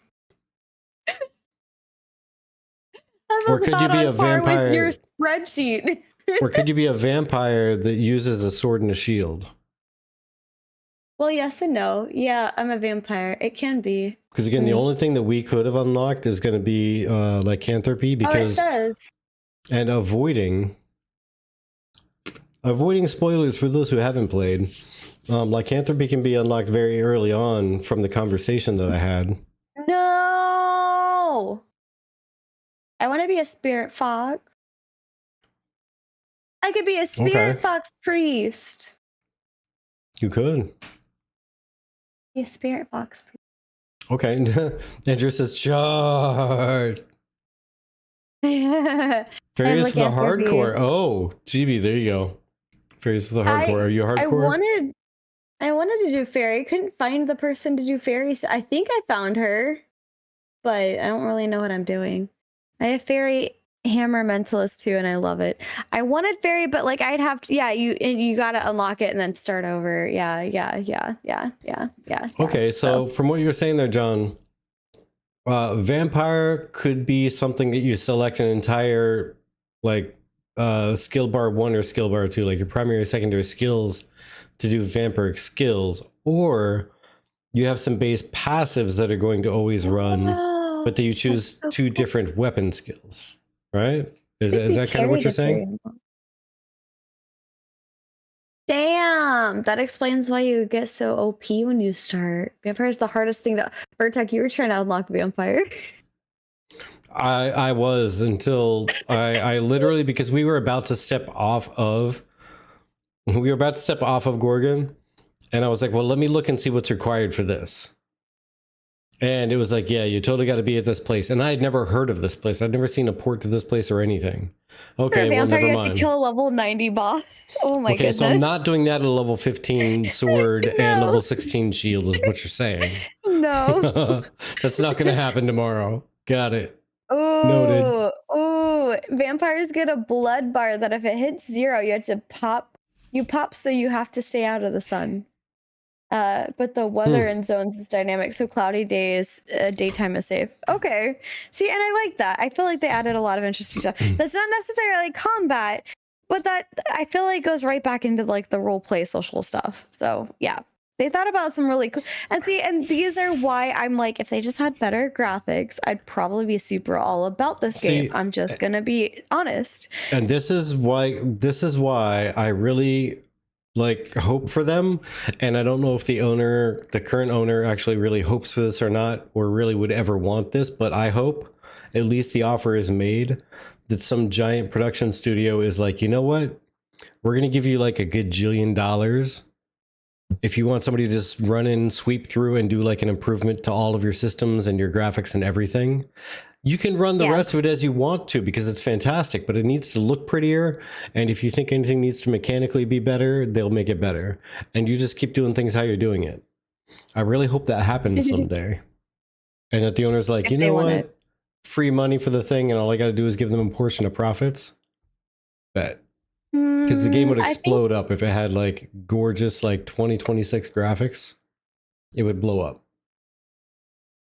Do we like or not like the pay for convenience? The 4 is pretty light blue. I would have or green, sorry. I would have expected that of the 2. I'm going to put pay for convenience microtransactions at a 3 or even a 2. Right, well, but no, sorry, a 3 or 4 seems... or 4. Yeah, a 3 or 4. It should be a 2. Or, okay, maybe I'm getting confused at this point. So qualitative means how good is it? Like how good is the pay for convenience situation? Okay, 4. Yeah, 4 then. Okay, that's what I was saying. I was getting a little confused because I was like, we don't want that as much. No, this makes sense. I like it. Yeah, microtransaction is lumped in there with pay for convenience because of the monetization and friction behind it, really. Yeah. The VIP and things like that, that's a pay for convenience factor in like, regardless of if that is your personal opinion or not. So that is considered a convenience thing, especially if you get more inventory slots and things like that. Maybe not just the characters, but Yeah, so basically, if this were a game where you buy it once and you have nothing else to pay, it would be a 5. But since there is a microtransaction in a way, it is a pay for convenience that's VIP.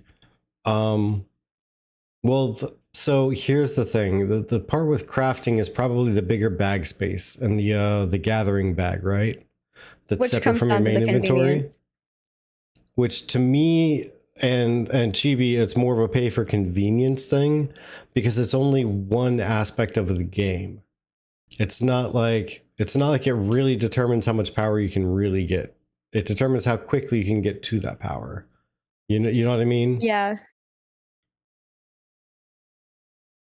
No, But every single alt you make gets full storage in Cerbula, for instance. but do you know what that means? That just to me means it has a demand signal for something, and that's what I've also noticed looking at every item that drops. If you look into the item details, it'll tell you what you can use it for to craft, what you can use it for to sell to somebody, what you can use it for to get favor with somebody, and all that, as well as how much it's worth and everything.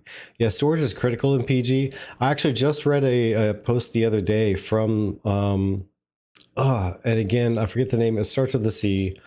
I believe it's like the creator. I literally was looking at it a little bit earlier. But either way, he made a post because I didn't come across that. Satan Kaiten. The main dev. Do you have any idea how it's supposed to be pronounced? Because I keep seeing it every time. Yeah. The main dev.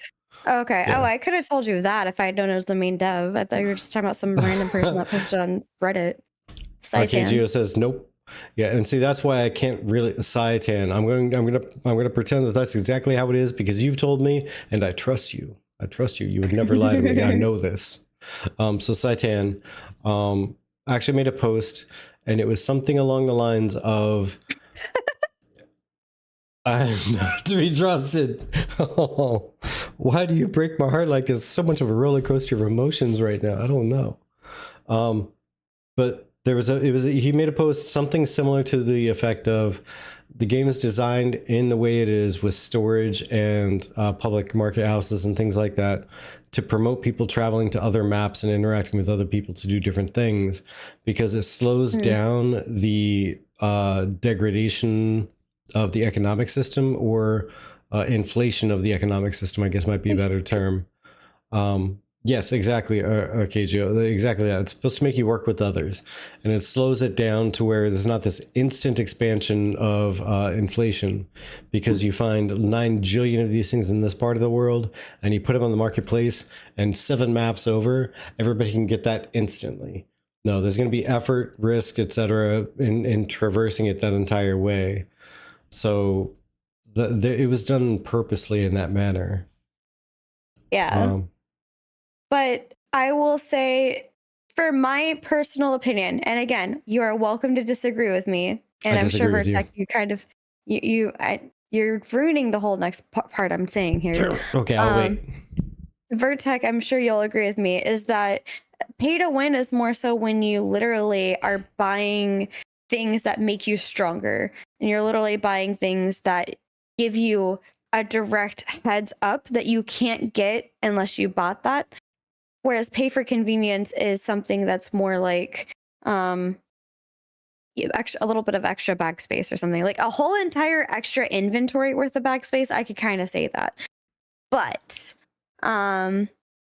it's just one of those things where I'm used to, like, an MMORPG having X amount of slots, and if I'm paying for every month, I just view that as paying the typical sub cost. Because again, I'm coming from, yes, exactly. There's different degrees of what win means and what pay to win or pay for convenience is.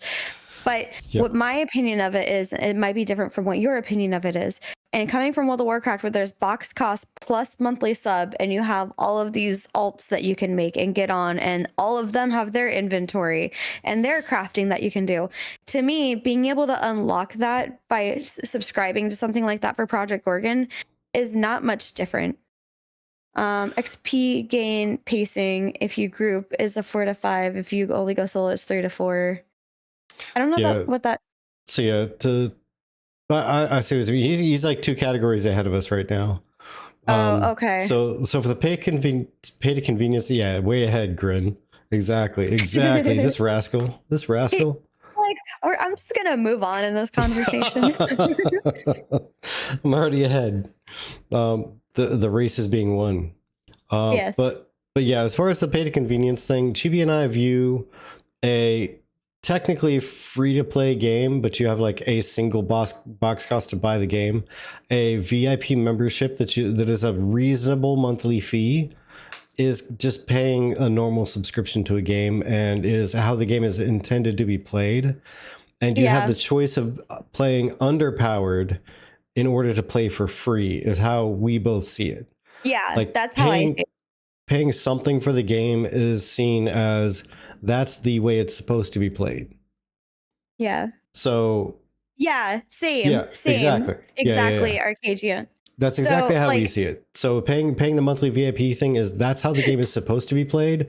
You can choose to not pay and play with under-leveled, understated, under whatever the benefit is to play for free, because there is no world that exists where you can literally play a game for free and the developers can continue to play to create stuff for you forever if you pay zero money. I kind of understand where Arcadia is coming from on this, though. Like, I can kind of see it. Like, I understand your point that you're making. It does not sway my point, because I feel like I could do the same thing currently in any other game. Yep. But every game.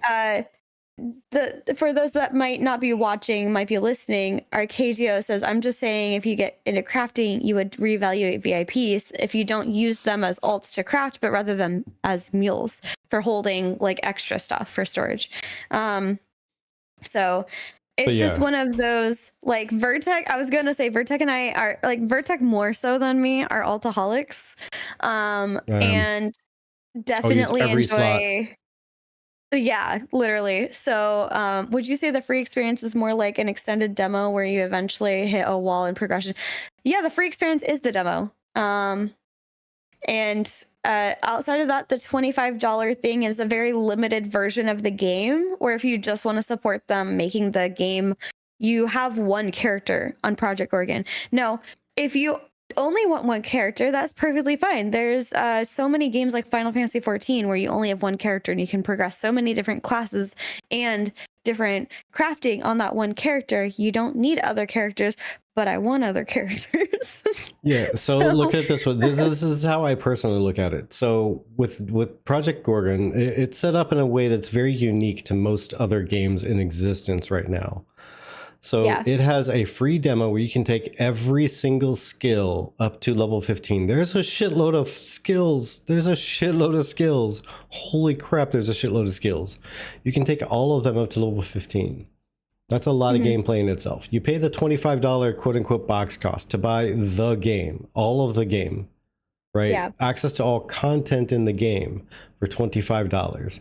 That is the most measly donation that you could give to a game to say that you have quote unquote bought anything.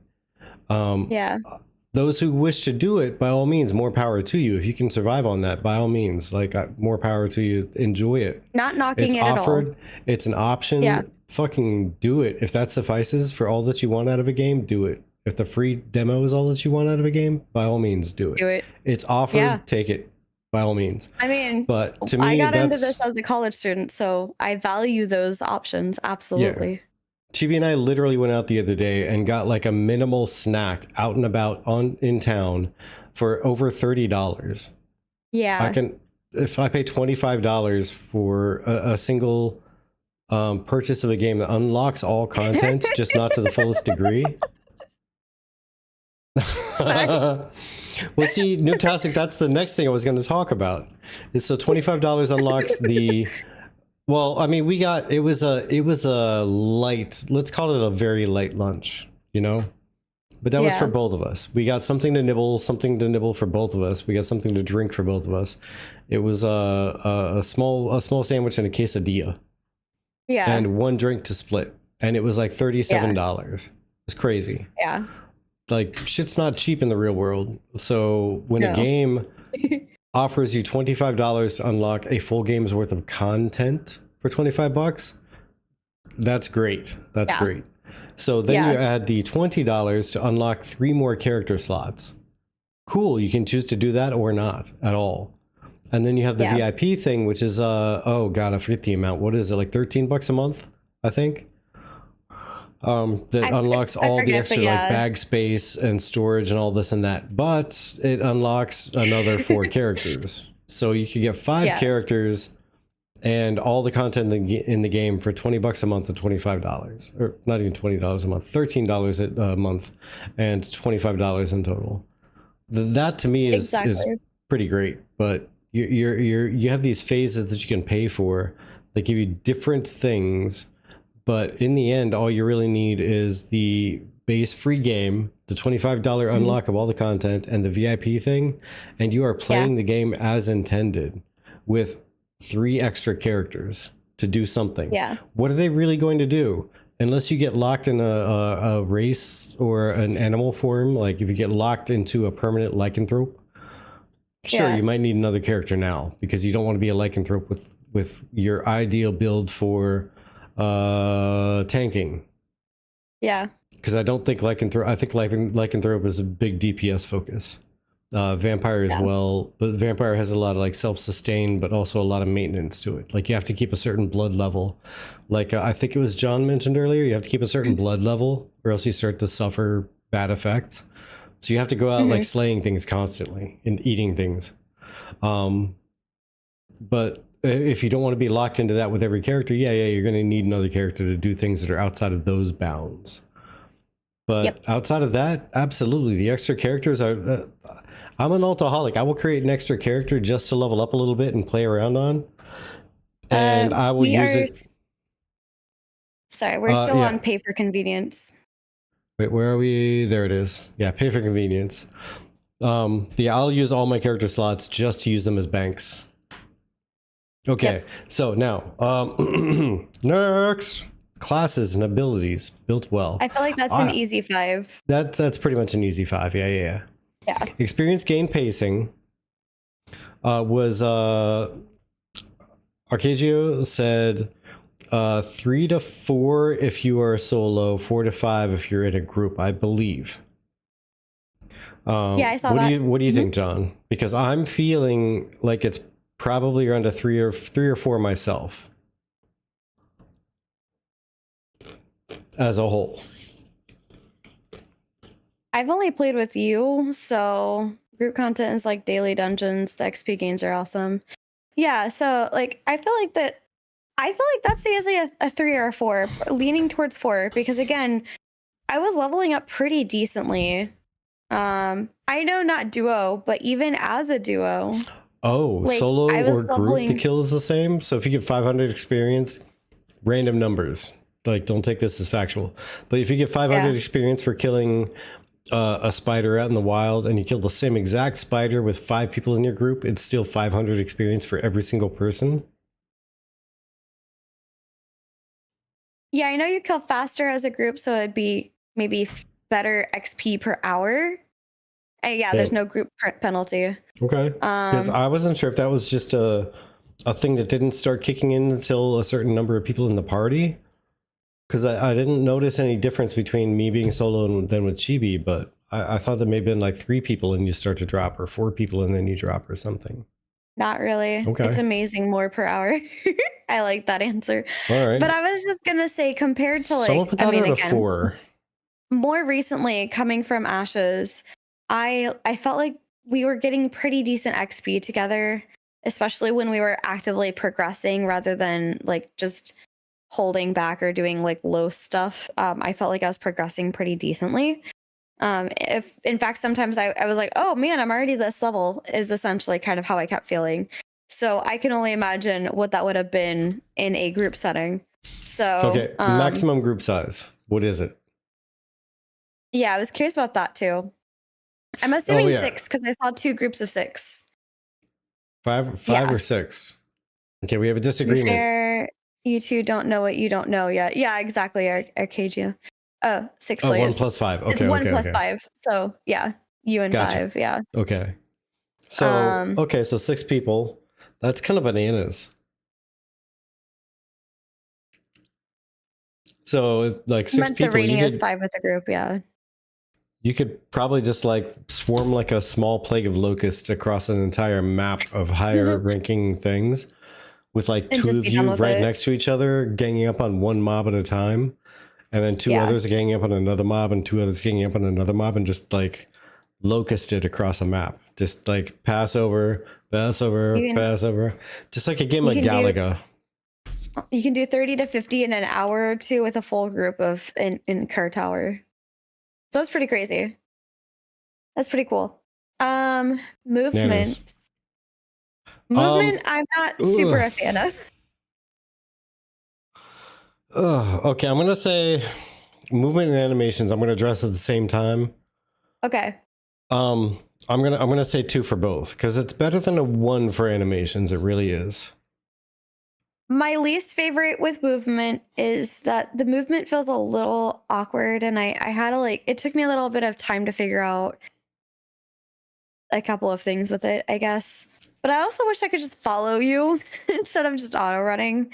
I can't auto run, and I'm happy at least there's auto run. We learned like, I want to say like last stream. It was literally that you the last stream. Auto run.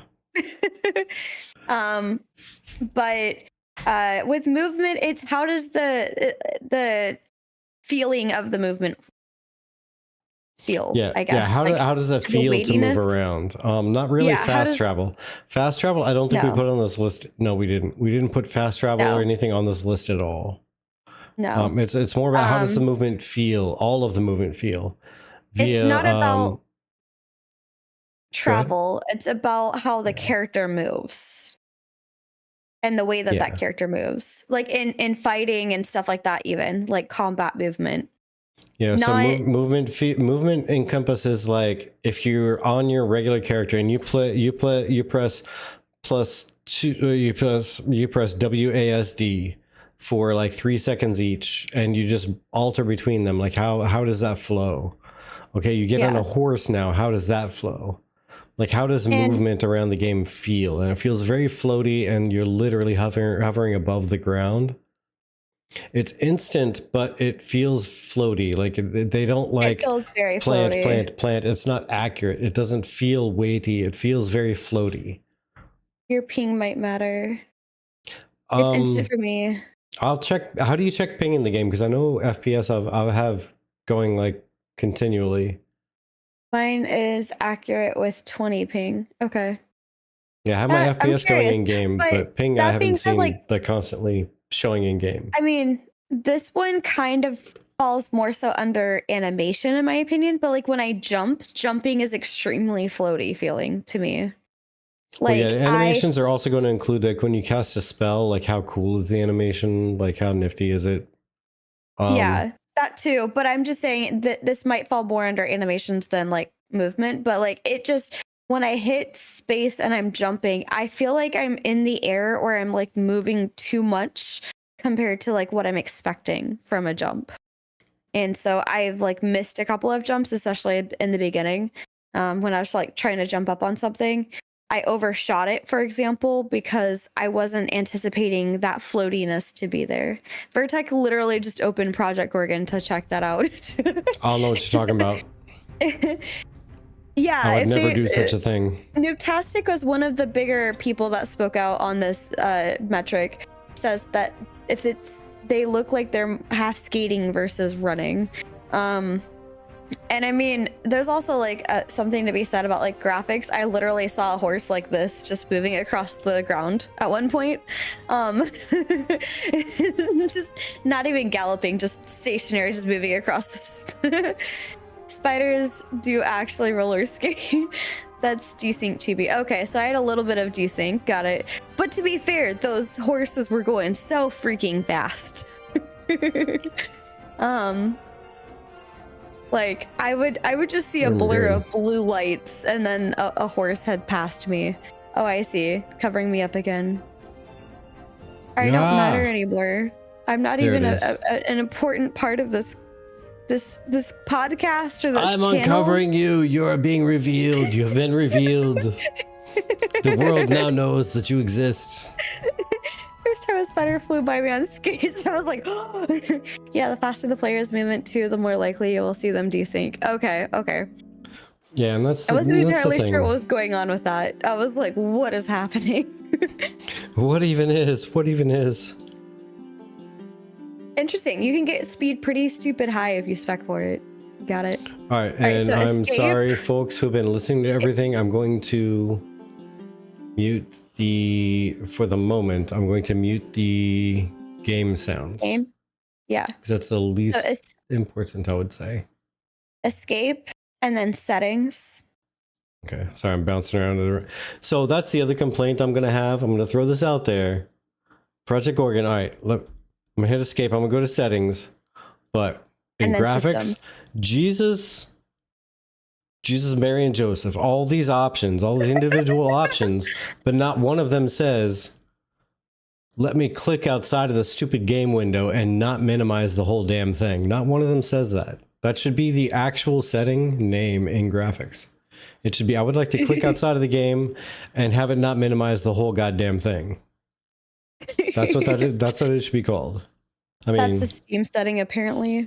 Yeah, but it's not a Steam. I have like 99 games in Steam that I play like this, and I click outside of it, and it doesn't minimize the game. It's not a Steam setting. I guarantee you, 1000%. I'm just here.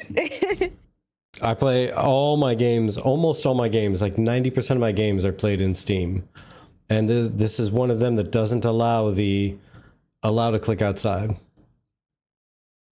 Steam properties, so I have to go and program it instead of window. the game developer programming it for me. You are 100% wrong. I'm not 100% wrong. I'm not part of this conversation. I'm just here. This is a developer not putting the setting in here, because the same way that you could do that, you can also go into like INI files and change a whole lot of settings about your graphics that the developer doesn't give you access to.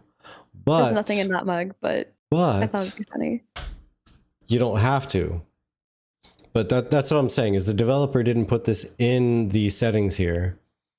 Other developers have, so I'm not 100% wrong. We'll call it, I'll give you 60% correct, I am. 40% wrong, you are. I will allow this. But all right. No. Anyway, system settings. All right. FPS. Settings, system. Ping. That's what I have. This is what I got. Settings, system. That's what I got. What am I looking for in this giant menu? What have I missed? I like how Arcadian just ping to server. I like how Arcadia just kind of like. Okay, so it's not like a display it all the time. I have to actually show it, like right here. My ping to server is 23. My frame rate is 109. This is insane, by the way, this frame rate. Granted, I'm going to say I have everything jacked up on the graphics settings, but these graphics look like 1999, maybe 2001 graphics. I have a 4090. I have a 4090 graphics card. A 4090 graphics card. Let that sink in. A 4090 graphics card and a 14900. Yeah. Like jacked up, like my system's beefy. And this is what I'm getting. While live streaming and everything else. 32 FPS. 20. Oh, it went down to 20. It went down to 20. Hold on. Wait, let me look at the ground. Hold on. Let me zoom in. Let me zoom in. All right. I got, oh, no, I looked up. I'm sorry. I'm 82, 87 FPS. 83. Okay. But that's also with you doing like all these other things. Like you're streaming right now, you're in Discord with me. Yeah. Like, and there's that's all fair. these other things too. I'm more just kind of being funny, but that's fair. I do have a lot of other things going on in the system, which is why I need that 4090 and I need that 14900. So I can do all this stuff and it doesn't kill me. John says, game def needs optimization done with the settings. I have a beast of a PC, and when I first got it, I cranked stuff up and made it unplayable. Granted, I was on Tutorial Island and was incredibly busy at the time. Streaming in Discord will have a negligible impact, or should. Kind of, except for the fact that we upload and download to each other through OneDrive. So it's like I'm uploading and downloading, and he's uploading and downloading. So this means Arcagio, yeah. I'm currently setting up through my workplace. I've obtained a workstation rack-mounted PC. That is going to be the streaming PC as soon as I can get it set up. By getting it set up, I mean I want to rebuild the entire OBS setup from top to bottom on that PC. It's just he's in a whole other room from me, and I'm in a whole other part of the house from him, basically. So one of us being the streaming, and one of us being the like gaming is not so much. Yeah, we we are fortunate enough that we're pretty good. Are you talking about steal your PC to be the streaming PC? I'm timing Arcagio out. I'm doing it right now. I'm doing it. I'm gonna untime him out for the. I'm gonna untime him out for the Animal Crossing comment. You must be New Year's, says Simile. Yeah, they don't call me bloodthirsty for nothing. Oh lordy. I mean, it's fair. But no, I just really wanted to look into it because I wasn't sure if they were... I'm sticking to the guns of 2 for movement and animations, though, regardless of ping. It feels I really wanted to check this just in case there was something that said like display ping. But if you have to open it up here every time, that's fine. I get it. I understand. I got to check it out here. But there really should be in graphics. I'm just saying, I'm going to throw this out there again. There should be an option that you can check in the game to be able to not minimize the entire game when you click outside of the window. Because that is something that other games on Steam have done. They just called you a dingus. I am a dingus. That's fine. I understand. Lore, pretty good with the lore. I like the lore. I don't know much about the lore, but I feel like the lore rating is pretty good there. Try the dash pop-up window in Steam. Or is there a console inside the game that you can access by just typing a dash pop-up window? Yeah, Arcadia, I get you have to read that, but like it's there. It's, it's pretty good.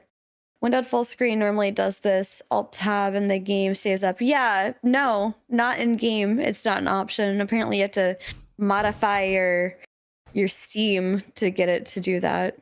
Yeah, you have to go launch options, but you have to edit it in Steam, which is the thing. This is one of those like that's what Vertex saying. This is one of those barrier to entry options. Like those of us who are computer literate can absolutely do that. I'm too lazy to have done that already, which is why now it's just a major annoyance to me instead of a massive issue. It's a major annoyance because I'm too busy. Yeah, I'm too lazy to do it in anything besides within the game. Because every other game does it inside the game. So they should totally be able John's to a bit. as well. Hi, John. Welcome in. Hi, John. Thank you.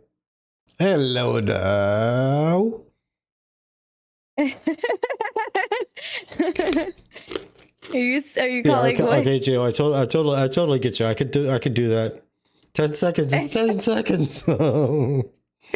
Agreed. But it's mainly a question about just generally assessing it for most folks. Yeah. Again, it's like the barrier to entry. Barrier to entry for me for Project Gorgon is 0 or 1, maybe 2 if I really pushed it. But because you two convinced me that normal people would see it as more of a 4 or 5. My love. What? You're funny. Your face is funny. I think you should look in the mirror before you say that to me. You see what I have to deal with? So much abuse, I tell you. So much That was a abuse. successful comeback. Yes. All right. Redundant quest. I think pretty good. I don't think that there is I don't think there's very many redundant quests. And if there are, it's because you chose to do it, like gifting somebody 1,000,000,001 ivory spoons.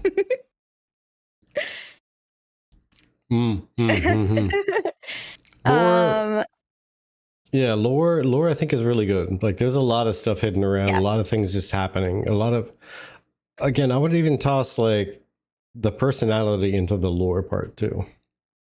See, for reference, I usually say the your face jokes, but he already used the your face on me, so I couldn't use it back. I had to come up with a better comeback. So there are no better comebacks than your face. That's it. That's the comeback. Apparently I came up with one because it got you to stop for a second and look at me. But engaging story, I don't know if there's much story there, so I kind of agree with the 3 on that one.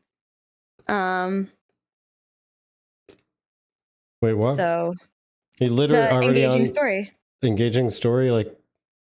Oh no, you scrolled it up, I missed like all of those. Well, no, he didn't. I already said lore was 4 earlier. You were just going back to something else, and then I said redundant quest.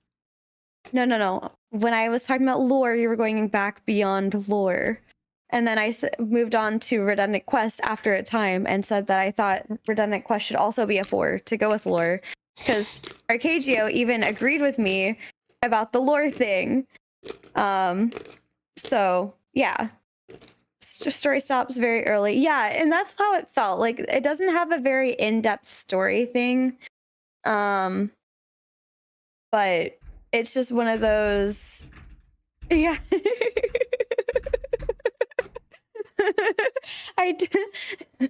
Your firmware? I don't know. Are you a bot? I don't think you're a bot. We always joke about me being a bot.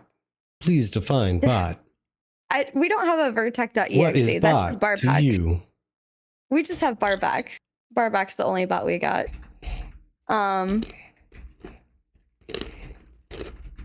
But at 30 would. Okay, Vertex doesn't have to come here for this abuse. You can get. Oh my gosh. We're free at home. Some people pay money for that. Some people pay good money for that.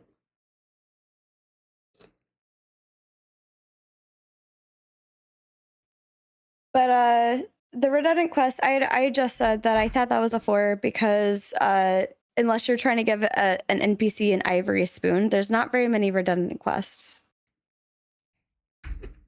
So.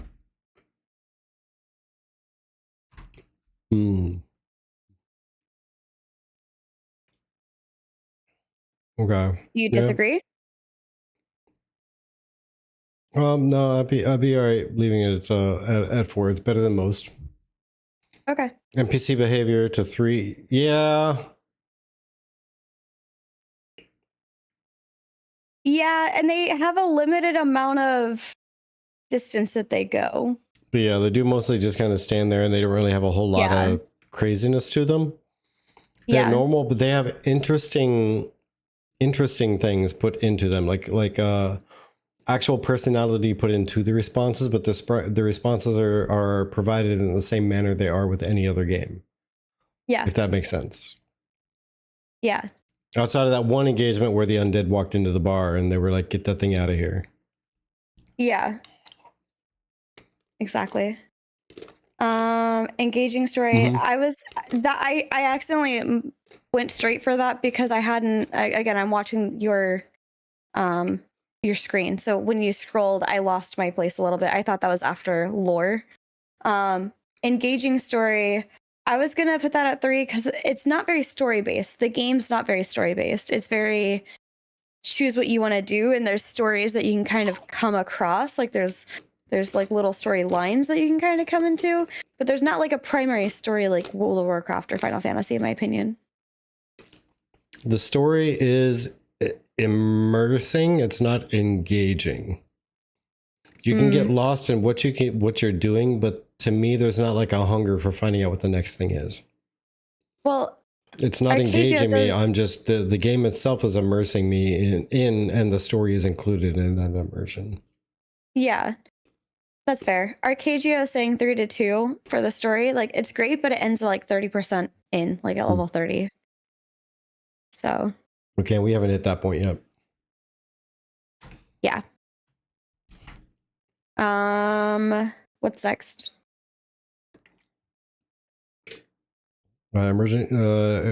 Engaging story, immersion in general, and then animations.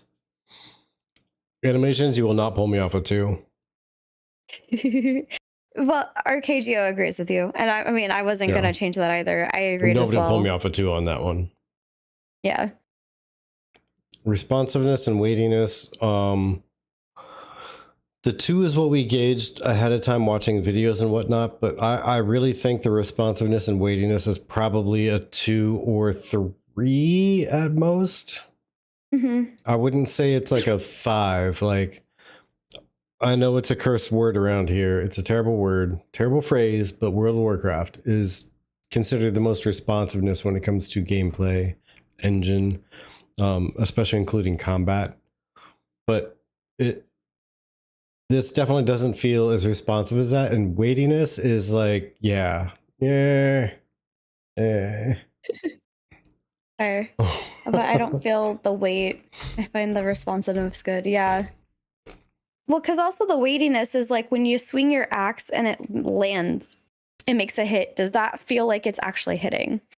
Or is it feeling like it's just like, it doesn't matter if you're in front of a tree, you're just following through as if the tree's not there?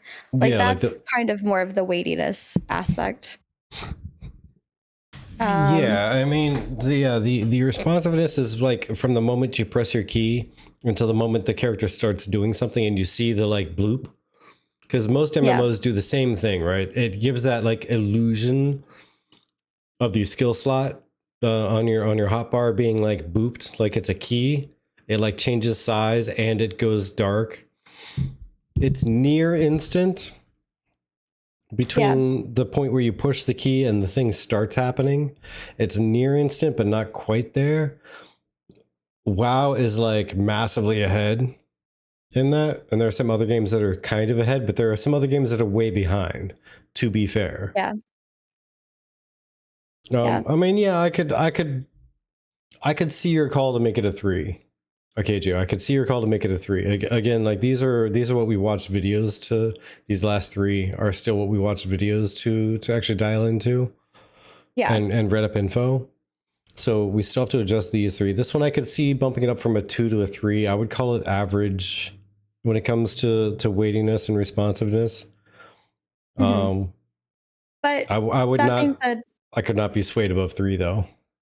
That being said, though, John did agree with you that it felt floaty a little bit. So, you know. But first time user experience, there wasn't really much of one outside of just telling you to explore. I felt like the game told you to just go explore. And then every time you died, it said like, hey, you died, here's some XP for dying. And it kind of explained what was going on. I don't feel like the first time user experience was all that bad in my personal experience. Because no. It's not about that. It's more like how well I want my plastic trophies, okay? I want plastic trophies. Give them to me. How well does the game explain what's going on is the first time user experience. And I didn't feel like I didn't understand what was going on. Like, I got in the game. The only part that I wasn't entirely sure what was going on was I thought that I missed the part where you choose your class. And it became very... right. My point is, Arcadia, I'm saying it should not be a 1. I'm not agreeing with the 1 here. My point that I'm trying to make is the only first time user experience that kind of threw me off was expecting to pick out a class with my race that I picked and then getting straight into the game and being like, wait a minute. And then the game telling me to like explore. And then the expectation was for me to go and explore. Outside of that moment, I felt like it did a pretty good job of explaining things, I'd put that at like about a 3 personally in terms of first time user experience. There's still like that what moment, but it's not overly bad and it's not very good necessarily. But it does do helpful things of like, hey, here's you died and you can get XP for dying to various things for the first time you died to them. And I thought that was really cool. I thought that was really neat. But it also kind of did a little bit of explaining. But outside of that, I mean, it doesn't really explain how you get to places, right? It doesn't tell you like how to do crafting or gathering. It doesn't really tell you how to do those things. You just kind of explore and fall into those naturally. So yeah, I think 3 would be my reasonable vote for that for tech. Yeah, well, literally right now, I'm typing /age. I'm going to take a screenshot of this so I can remember it, and then I'm going to close the game out to get it off my main screen. Because okay. I can't seem to just tab off the screen and keep the game live. Yes. Arcadio, I'm not disagreeing with you that that's a major part of it. I'm saying the first time user experience in comparison to all other MMORPGs, right? We're not just saying this one for Project Gorgon is only related to Project Gorgon. Okay. We're talking about how well does Project Gorgon do in all things, in all considerations. I think it should be a 3. I think it is decent. I think it does a really good job of explaining what is necessary for you to know as a first-time user experience, while with the understanding that it tells you to explore. So that is my opinion. Why'd you put a 25? That's pretty high. Because why not? No, okay. No, I'm putting it at a 2. Unless you disagree, Chibi, in any way, shape, or form with what I'm about to say, but new record. New record. So I'd put it at a 2 because the game is very not hand-holdy, but it doesn't explain or describe the fact that it's not hand-holdy. First time user experience are going to be like lost and being like, well, the last game I played was like, here's a giant fucking golden arrow on the horizon and on my compass, and my quest actually pointed the direction and said where I needed to go, and the thing glowed and there was a beam of light in the air and all this and that, which is like, not to me, that's not a good first time user experience, but right. I would also agree that that's not a good first time user experience. Yeah, it's a little excessive, like just for a game to be like that. It's a little excessive. But the game doesn't say like, hey, what you need to do is learn some context clues from what's being said. If the game says you need to go here and do that, you need to look at what it's saying and say, it says to go here and do that. Also, you have this notebook that you can write down notes in case you need to remember that. But also, you could pull up the map and you can put a marker on the map of the description that you're reading in the quest. Vertec, I hear all the things you're saying, but for me, that's what lowered it from like a 5 and a 4 to a 3. Mm-hmm. 2 is saying it has bad first-time user experience. 3 is saying it has average user experience. 3 is rolling a 10 in D&D. You have average health, or you have average strength. You don't have amazing strength, but you don't have horrendous strength. You have average. I'm saying I think first-time user experience is relatively average in Gorgon. And yeah, our Arcadio, like 3 is absolutely, it's average. It's not a bad thing. Average is average. Like that just means that that's your typical experience. It's not really good. It's not really great. It's not bad, and it's not terrible. But like Arcadio, I would say, to your point about the hand-holding thing, I don't think good first-time user experience should be super hand-holdy.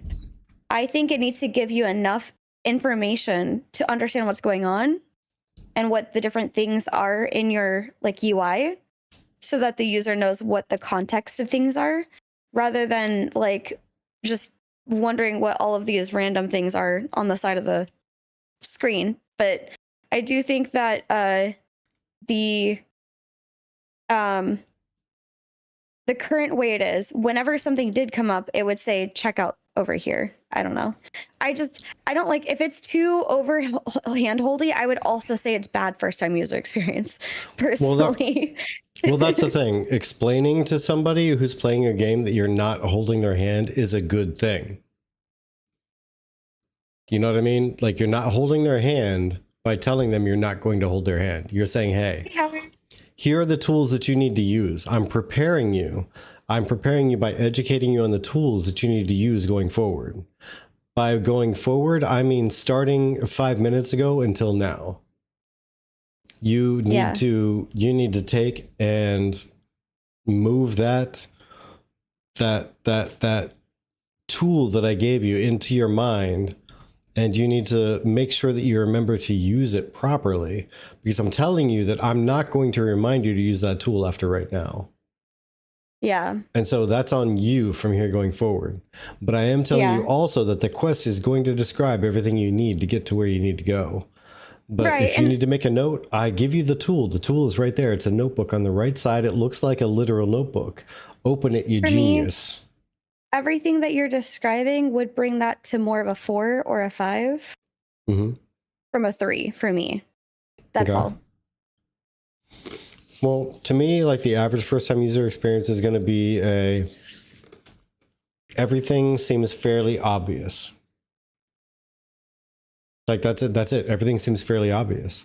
It's not highlighted with giant, like, exclamation points and giant arrows and circles on the map that are going to say, hey, you need to go here and do that. You need to go here and do that and talk to this person. And by the way, all you need to do is click this one thing on your screen when you get in range, and it's going to open up the thing that you need. It's a lower because it doesn't hold your hand, but it doesn't tell you that it's not holding your hand and you need to use these tools. It's like, I can't recall when it told you to open up the notebook. I tried to think of that, and I think it told you towards the end of the first island, which after that you had already missed all of these towers. Not towers. What did they call those? The little stone pillars that give you the. I'm sorry. Monolith? Yeah, I don't think it was monoliths, but Arcadia is saying it's monoliths. Yeah, I mean, maybe it was monoliths, maybe it wasn't. Either way, like the on the first island, the little pillars, obelisks is what it was. Obelisks. The obelisk. It doesn't tell you that you should open up your map or open up your notebook and take note of what the obelisk says. I don't remember getting the notebook thing until after the third number that I got. I guarantee you it doesn't, because you know why? I remember this specifically and very clearly because the first two that I found were 6, 9. 6, 9 were the first two that I found, and I remember them because I was like, oh, chuckle, ha ha ha. There's going to be a meme around this because the first two are 6, 9 that I got. There's going to be a 69 420 joke or something. It's going to be at 5 digits. It's going to be 69 420. The third one that I got finally told me, like, by the way, you can totally write this down in a notebook. Maybe it was the order that I got it in. I don't know. But the first two did not give me that clue at all. Yeah. So I would have had to backtrack. Gotcha. It's not the game's fault you didn't know You didn't know the path. I mean, that's fair too. That's fair too. But I'm not clairvoyant.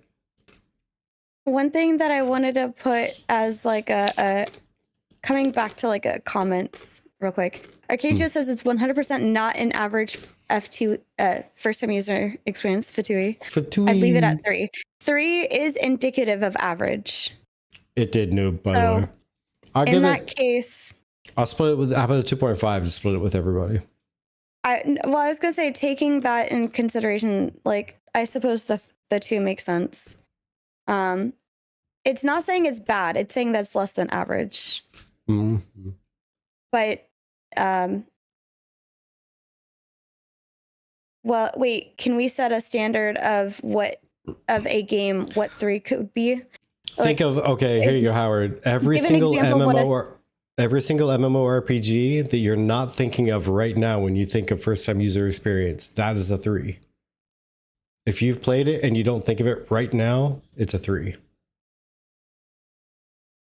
Because everyone you think of right off the bat is either less than average or better than average. If it's just like kind of standard, like it tells you some things, it educates you on some things, it misses a few things, it expects you to figure out some stuff, it tells you to figure out some stuff, but it doesn't really waver on the, you need to go from here to there, and the first thing you pick up gives you a blinking pointer over an NPC a mile away. Yeah. Is this like a UX discussion? Like the game doesn't communicate? Yes, it's kind of UX. Yeah, Andrew. Yeah, it's a lot of UX, immersion, and engaging story, all that combined.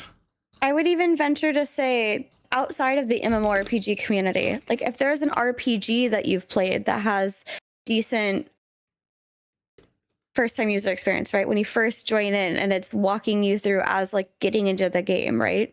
You get like 4 steps when you first log in, then it tells you you completed the tutorial and you haven't done anything yet. Fair. I mean, I felt like I got 4 steps in and it was like, congratulations, go explore. Not like you completed the tutorial, but like just, okay, go explore now. And honestly, like looking at World of Warcraft, so World of Warcraft is in a very complex situation from what I know. And I'm going to put these from what I know in giant quotey fingers. Because the last time I actually physically played the game was in Legion. It's been a couple expansions. But I have watched some videos between now and then to see how it's progressing. And from what I understand on the current first time user experience is it's really easy. It's like buttery smooth. It's by buttery smooth, I mean, there's no like challenge to it. It doesn't explain a lot of the rest of the game to you. It just explains the situation you're in at that moment. But then you, I'm sorry you guys had to experience that. Why, thank you. Why, thank you. But then as soon as you hit that first time user experience, the tutorial area, let's say, and it kicks you out to the rest of the world, it's completely separated from that first time user experience, like tutorial section.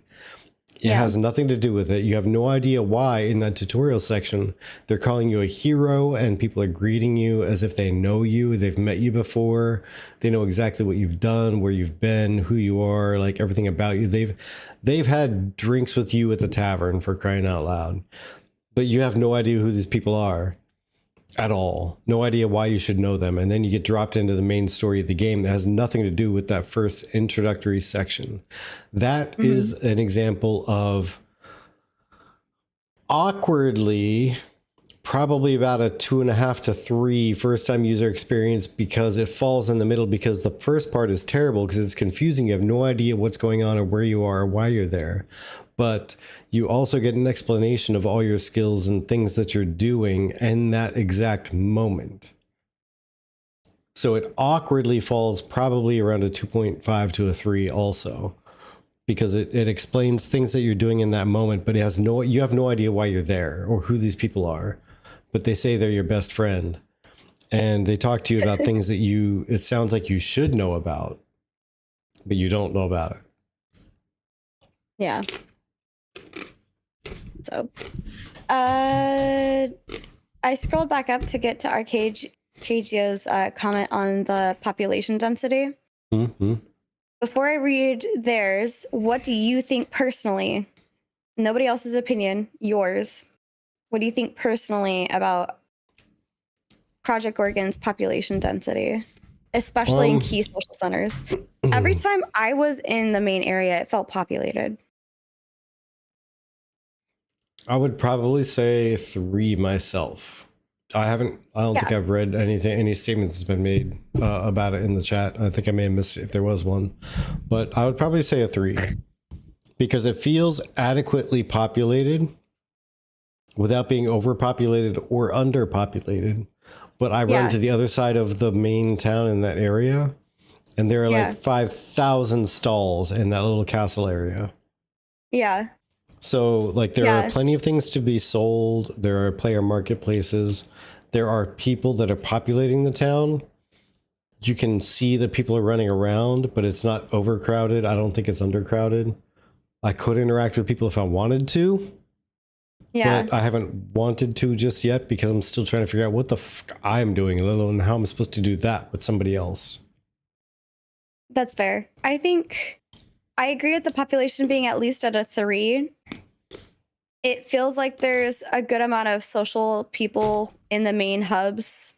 I think it probably would have been higher on initial with the typical MMO, you know, people leaving after a certain period of time with a new drop or whatever. And I'm considering that because I think we chose the most populated server, and I'm thinking of the other servers that are losing people. So in comparison, for like other games that I play, like again, going back to World of Warcraft, for those of you that are new here, the reason why I keep going back to WoW is because I started playing MMOs at all in World of Warcraft. So that's my home base. And then I've also played Final Fantasy 14. So compared to both of those, which yes, have a higher population, there's a lower amount of people. So I'm considering it of like reference, right? That being said, Arcagio says the servers are good with 300 folks logged in. At 1,000, you can't move in Serbial. I think the population density on at least Lathe is excellent. That said, people are leaving other servers for Lathe. So, which they just kind of affirmed here in the current chat. So it's just one of those, I really think that when considering how populated a game is, right? Because again, we're not looking at just Project Gorgon here. We're looking at the wider comparison of all MMORPGs at our disposal. It has a more average population comparatively. So, I think 3 to 4 is reasonable.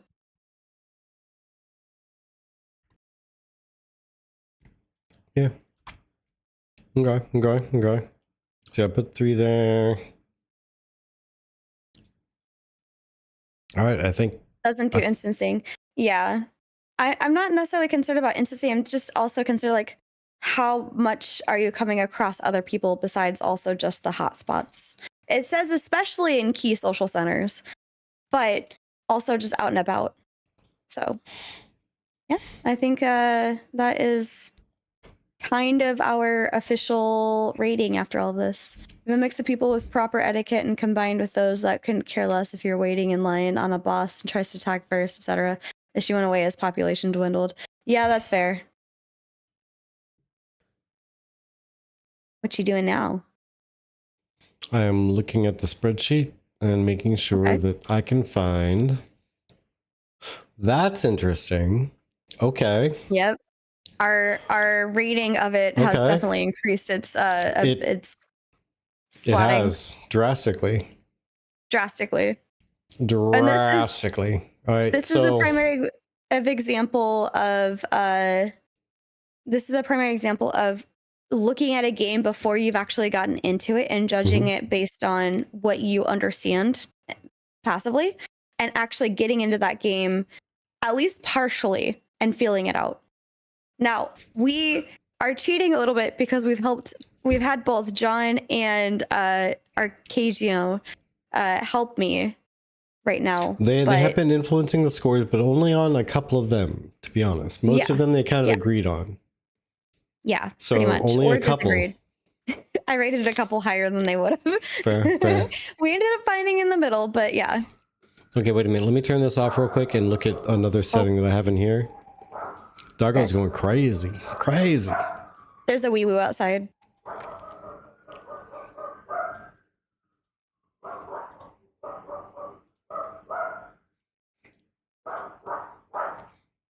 Okay. No, this is accurate.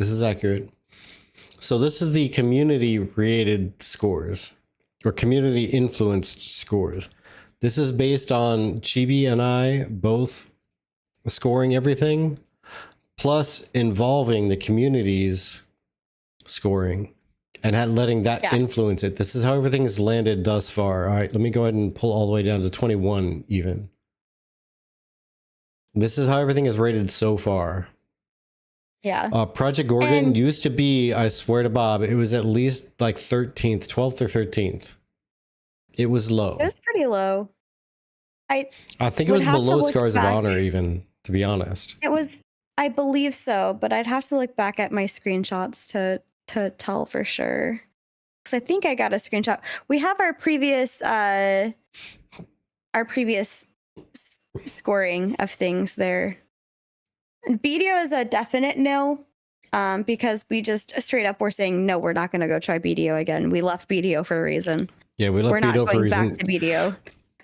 RNG and equipment destruction and everything was far too hardcore. EQ, honestly, EQ was not really mentioned by anybody in our community. And to me personally, I played the original EQ and I watched EQ 2 and I wasn't really impressed by them. Graphically wise, if this is from a scope of right now, today in 2026, by the way. At the time when EQ came out, it was really, really good, but I was absolutely hooked on Ultima Online. So I didn't enjoy the... What's up? Yeah. In my screenshot, I have... It's definitely not second, third at all. Well, this is just me bringing it down. Never mind. I don't have it previously, I don't think. Because I was like, I don't even see Project Gorgon on here. But to be fair, that was when I was just grabbing people's suggestion to me. So never mind.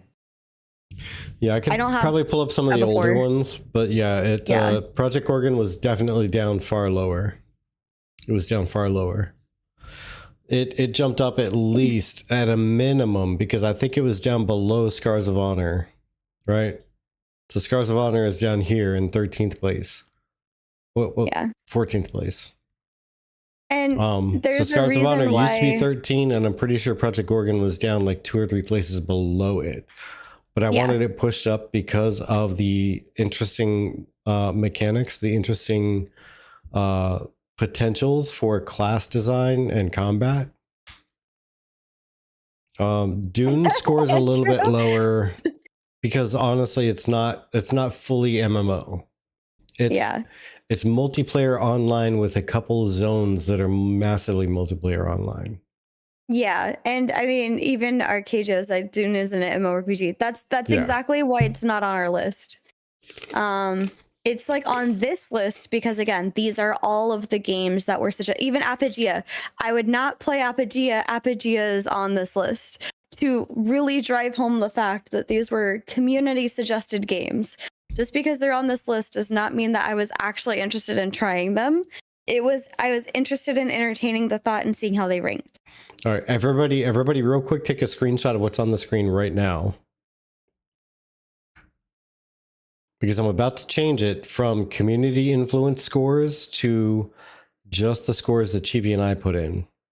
Okay, I have it, and I have it pulled up on the side over here.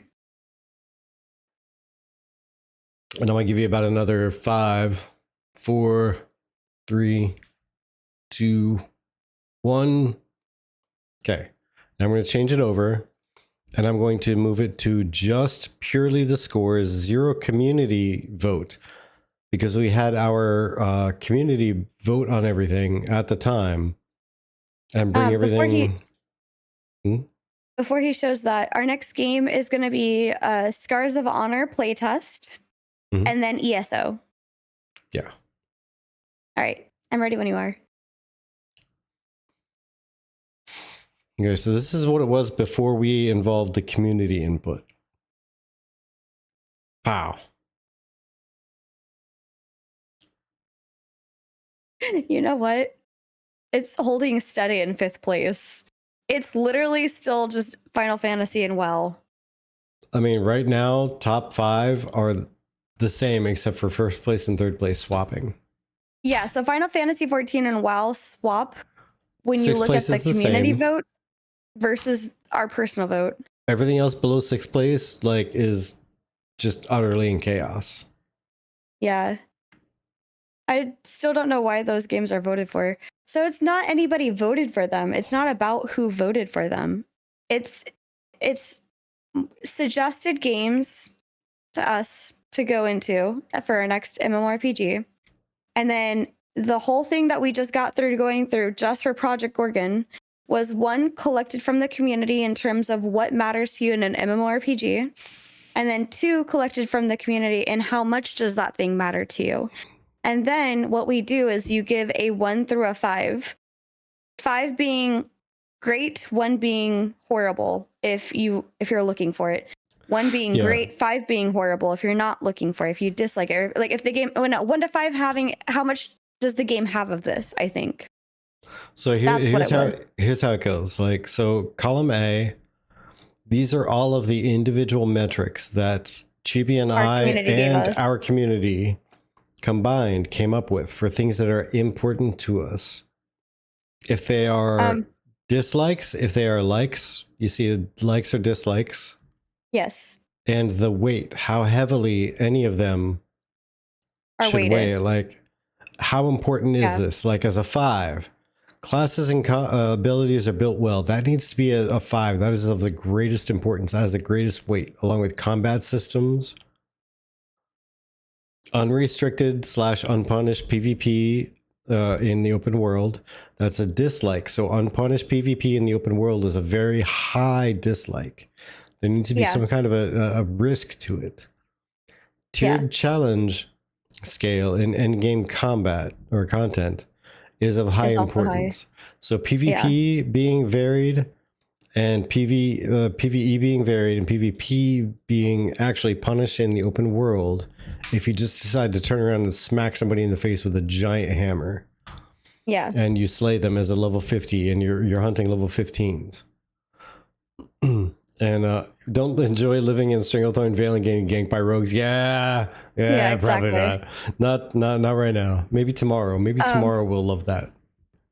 But what we then did is, especially for Project Gorgon, because we literally just finished doing that, 1 through 5 is how much of that is in the game. 1, it doesn't exist. So unrestricted, unpunished open world PvP, we gave that a 1 because PvP doesn't really exist in Project Gorgon. And so that 1 gets multiplied by the 5 and it gets 5 points. And then that continues on where whatever value is under Project Gorgon gets multiplied by the weight next to Project Gorgon and added all together to determine its overall ranking. And that gets done for each game individually.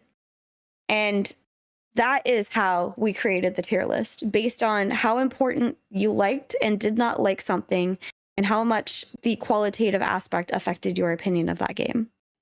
Good night, Arcadia. Have a good night. Sleep well. Thank you for joining us as well. Thank you for your conversations. Appreciated it. Have a good night.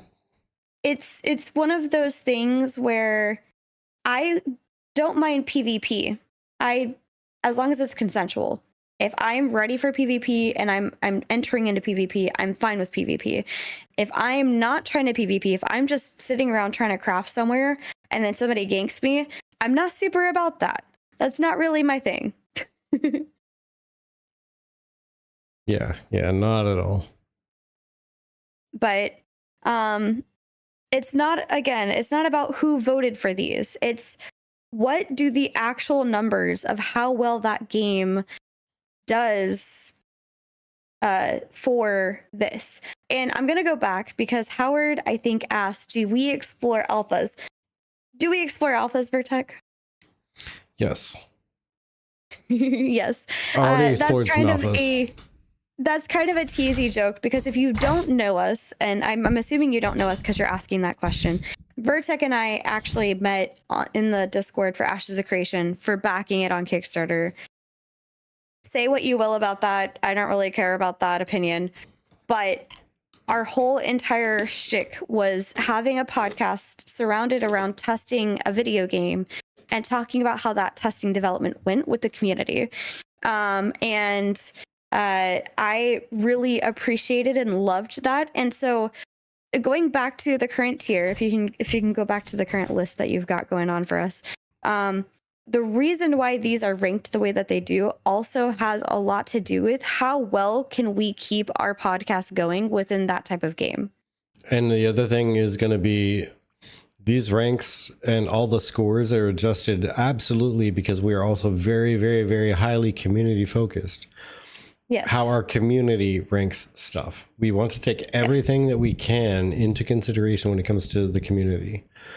Yes. And so you'll notice with all of these are going to shift. If I go back to start here and I change this base score over to community adjusted, which means all of our community polls went through, those scores were averaged out amongst the entire community and then impacted the entire scoring amount. All of this is different now, except for, again, these top six. These top six kind of remain relatively the same. Yeah. There's a difference between 1 and 3. Oops. And 1 and 3. And old school, well, 7 and down are different. Wildly not different. Necessarily. I took a screenshot.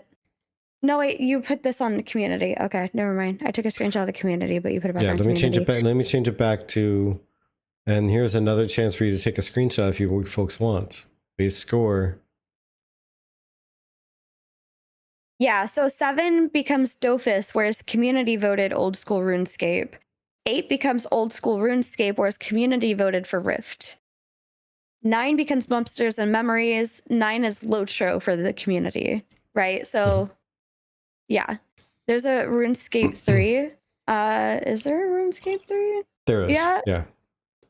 They're different styles of game. Isometric versus a little bit more of a free flow camera. I'm not super into RuneScape, so neither of those were something that we were super going to get into. But like, for example, with a community focus, Lord of the Rings Online was number 9. Without a community focus, it's 15. Yep. Yeah, because our community said that they preferred that type of thing, it got up to a 9. Check this out. Stars Reach. What do you mean? Without community voting is 17. Stars Reach with community voting is 23.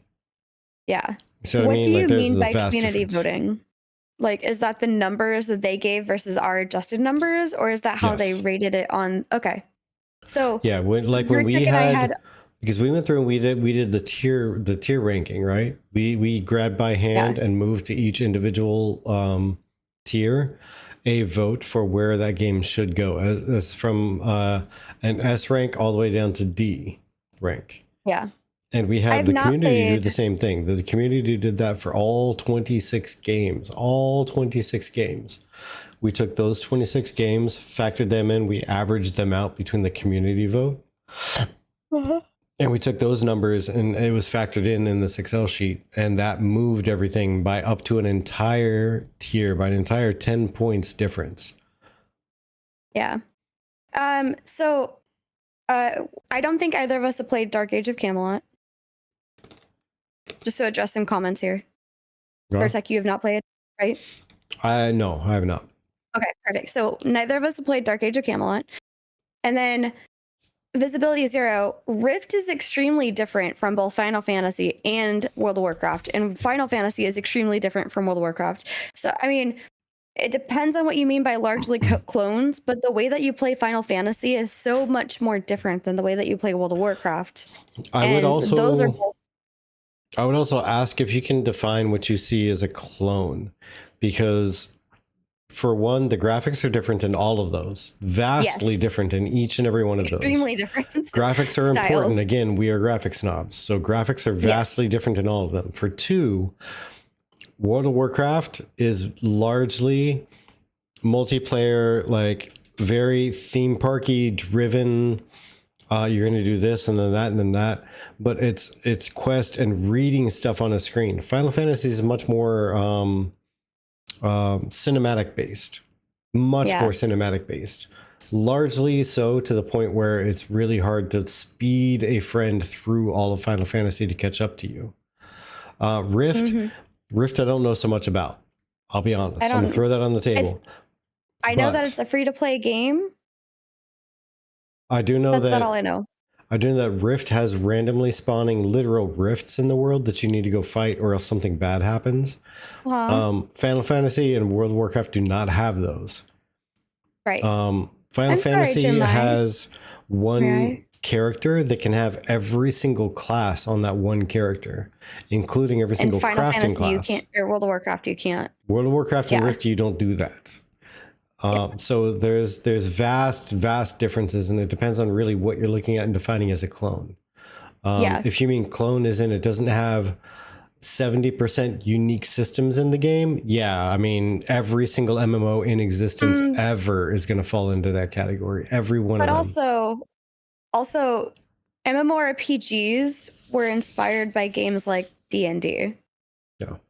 So when you consider that and keep that consideration in context, of course they're not super different in that format. I mean, you would be able to say a lot about the tabletop roleplay games that are out there. If you look at Emberwind versus D&D versus Pathfinder, they all play extremely differently, in my opinion, but they all have characters, like races that you could choose from and a class that you choose from, and then you level by fighting monsters. And Visibility 0, this is what probably sets us apart from everybody else. I want to hear why you disagree on that, because I might be persuaded otherwise. I don't know until I hear why you say that. Garcia's excited for you to play Guild Wars 2, by the way. Yeah. Garcimile, so horizontal progression, Guild Wars 2 is the one game where I do see horizontal progression feeling good. Every other game that I've played when they try to do horizontal progression, it feels stale and it feels bland and it feels like, why should I even bother? Yeah. Because it doesn't feel like you're doing anything new. It doesn't feel like you're going anywhere new. It's a different boss, different skin. Or should I say same boss, different skin, different location, and a different element. It changes from ice to fire, but it does the same stupid stuff in most games. Yeah. I'm mentally using quotey fingers here, the same stupid stuff, by saying it's doing the same activities, it's doing the same type of skills, it's just a different way of doing it. Instead of like burning, like ticking away at your health, it is instead like slowing down your movement speed, which is essentially the same thing if you have a falling iceberg coming from the ceiling, because it's ice now. So it's just more damage coming because it's slowing you down instead of ticking you slowly. So there's that. And sorry, Chibi, what were you saying? All good. Visibility 0 says it's about the fundamental philosophies behind the games. Even in D&D, there's a fundamental philosophical difference between D&D, advanced D&D, and D&D 5E or 5.5, whatever you want to call it. I'm not disagreeing with you. Yes, there are differences between them, but there are just as many varied philosophical differences between World of Warcraft and Final Fantasy, is my point. Like, I'm saying if you're likening World of Warcraft and Final Fantasy, that's like likening D&D and Pathfinder and Emberwind. Like, which are absolutely distinct. But the philosophical difference between them is very close, because the philosophical difference could literally be there needs to be a sense of progression so one can feel oneself growing. And there needs to be some form of narrative where one can express oneself. There needs to be a sense of combat where one can roll numbers and perform some feats of combat prowess to say, like, I am better than you and I can defeat you. Like, those are philosophical differences, but the fundamental difference is like how it operates and how it functions. Like the base differences between them are vast, because Pathfinder in its... Have they released the new version of Pathfinder yet? That's like a lot more like floaty. Pathfinder version 2. Yeah, it's a lot like D&D 3.5 versus D&D 5. Okay. So Pathfinder 3.5 is basically Pathfinder version 1, and then they've recently done version 2, which is a lot less like crunchy. So even in the most current versions, then D&D is still a lot more or a lot less number crunchy. Pathfinder is more number crunchy still. Emberwind is a whole different beast entirely, like 100%. The number crunching is different. The formatting of your character is different. The narration is different. The NPCs have an AI built into them based on a dice roll, so it's still randomized, but the randomization is out of your control. It does what it's going to do, be it attack the last person who attacked it, or attack the ranged person, or move towards the ranged person, or move towards the melee person, or move towards the last person who attacked it, flat out. Yeah, but also Pathfinder has factions within it, whereas World of Warcraft or D&D doesn't.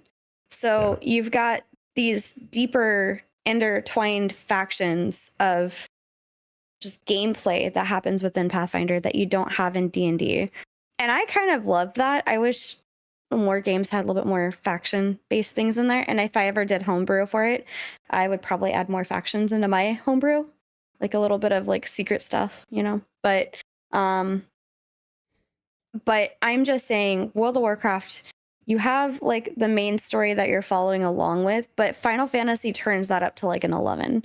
And then World of Warcraft, you have all of these different characters that you have to play in order to progress different things. But Final Fantasy 14, you get to be your one character and do all of the different things. If you want to swap from this to that, you don't have to make a whole new character. You can just stay the same character and just do that. But yeah. Visibility Zero says, wow, Final Fantasy 14 are both first player design with easy guided leveling, and their systems reflect that. So that in that specific comparison, yes, they're very, very similar. But the easy guided leveling is done in a different way and also has different time gates to it. With yeah, World but of I would Warcraft, also to bring home to the point, I would also say in that way, Pathfinder and D&D, especially you go Pathfinder 3.5 versus D&D 3.5, are essentially the same, but they're not. There's still a good amount different with them. Yeah, and honestly, I would call a WoW clone something that one is for number one is stylistically graphically stylized. I don't know how you'd phrase that. It's a stylized graphical representation, right? It's not realistic, but it's stylized to a certain cartoony kind of degree. Yeah. Plus, it's got an easy and I'm withdrawing a lot of my opinion beyond Legion. Okay, if there's anything between Legion and now, and I've seen with Final images. Fantasy, and what was it like the Stormblood, not Stormblood. Like that's as far as we've gotten in both games. Like anything beyond Legion and anything beyond like I think it was Stormblood or like Shadowbringer. Shadowbringer. Yeah. Because we started in Shadowbringer and then we tapped the fuck out. Yeah. Beyond those for both games, our opinion is not updated. So just take that with a grain of salt. And I've seen images. I just wanted to put that context out there. I've seen images of the talent tree for World of Warcraft and it looks visibly like it's gotten better. But I've been told that it's basically still the same thing. There's like 50 skills and you can choose 42 of them, but 5 of them are irrelevant because they're just visible whatevers. And there's like 3 skills that you will change every time if you're going PvP or PvE or just for shits and giggles. But they're the same skills that you're going to change out every time. Question for Tech for Hero. Yo. Because I think you played World of Warcraft before I did. Visibility Zero is saying both games have minimum socializing and rely on typical gear treadmill. Don't know about the gear part, but I'm pretty sure older style, like older World of Warcraft, was much more social. So here's the thing. It required more socialization in the older versions until it didn't, if that makes sense. Okay. Once you found a guild that was big enough and active enough, or I should say or active enough, you didn't need to associate with anybody outside your guild. That was it. You find a guild that has at least 40 people that are active most of the time, and the typical 10-man and 25-man groups show up every single time to every single raid. You didn't need to associate outside of, let's say, 25 people. That was it. Okay, You needed got to it. know 25 people in the game, and that's all you needed to know. So there's a slight myth when it comes to it was maximized its socialization beforehand. It really wasn't that maximized. It really didn't require that much socialization more than it does today. The Okay. difference is that it's not eased when it comes to getting into a dungeon or raid.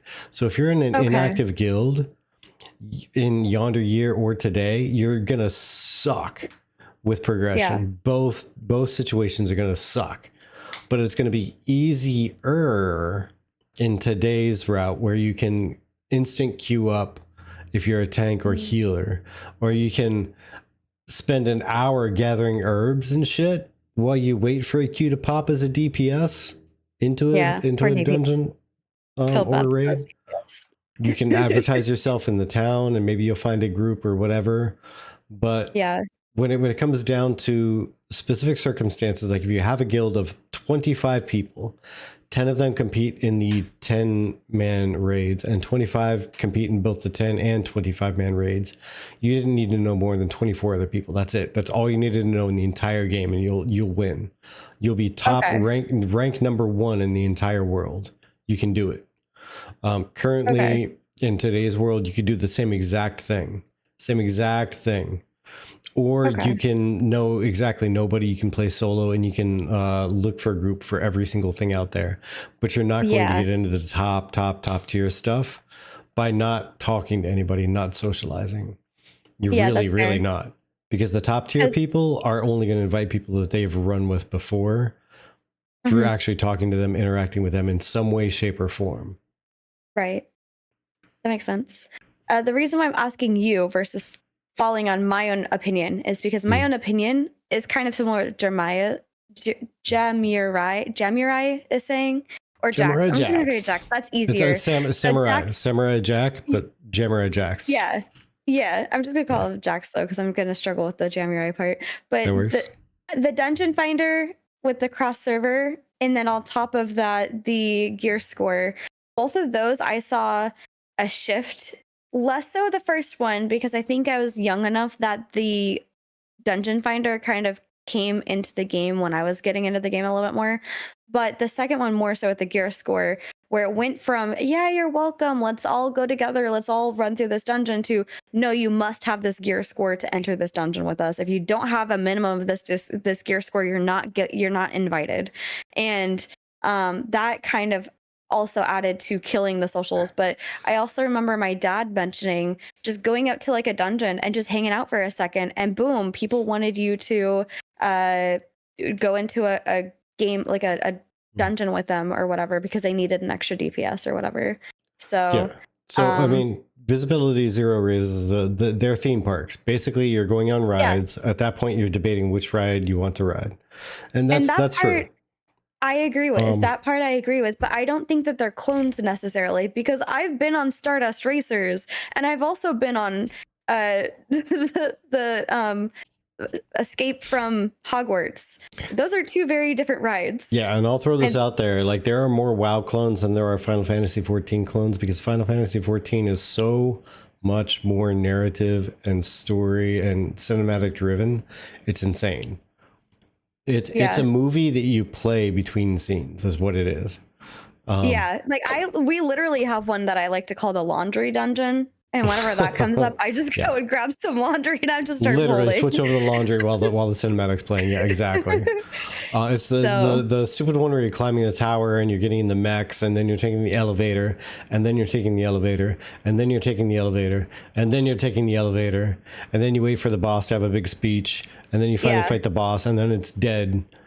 It's like done at like 30 seconds. But yeah, it's the difference between then and now really is not as pronounced as a lot of people may feel it is while looking back with the whole rose tinted glasses, because I've had them as well, so I know what they feel like. There is a difference, don't get me wrong, but the difference being that you didn't have gear score. So the gear score was a shift. It was 100%. and the gear score showing in game outside of just an application or an add-on, because it was an add-on and then it was like in the game it would show you gear scores and such. But that enabled high school like behaviors where people are going to be dicks, man. People in general are dicks. They're the best and worst thing in the world simultaneously. The best thing that could happen and the worst thing that could happen in the world. And people are going to make reasons to exclude or limit or reduce to what they consider to be the best. And when there's a reason where they're like, hey, I don't know you and I don't know you. I know neither of you at all. I've never interacted with either of you. I'm going to take the best person geared for this situation over the other. And so who... You would be dumb. You would absolutely be an idiot. And I will throw this out there. You'll be an idiot if you have two equally unknown parties and you don't find some way to like differentiate between them. You could absolutely take the who has the best personality, because they will fit together in this raid.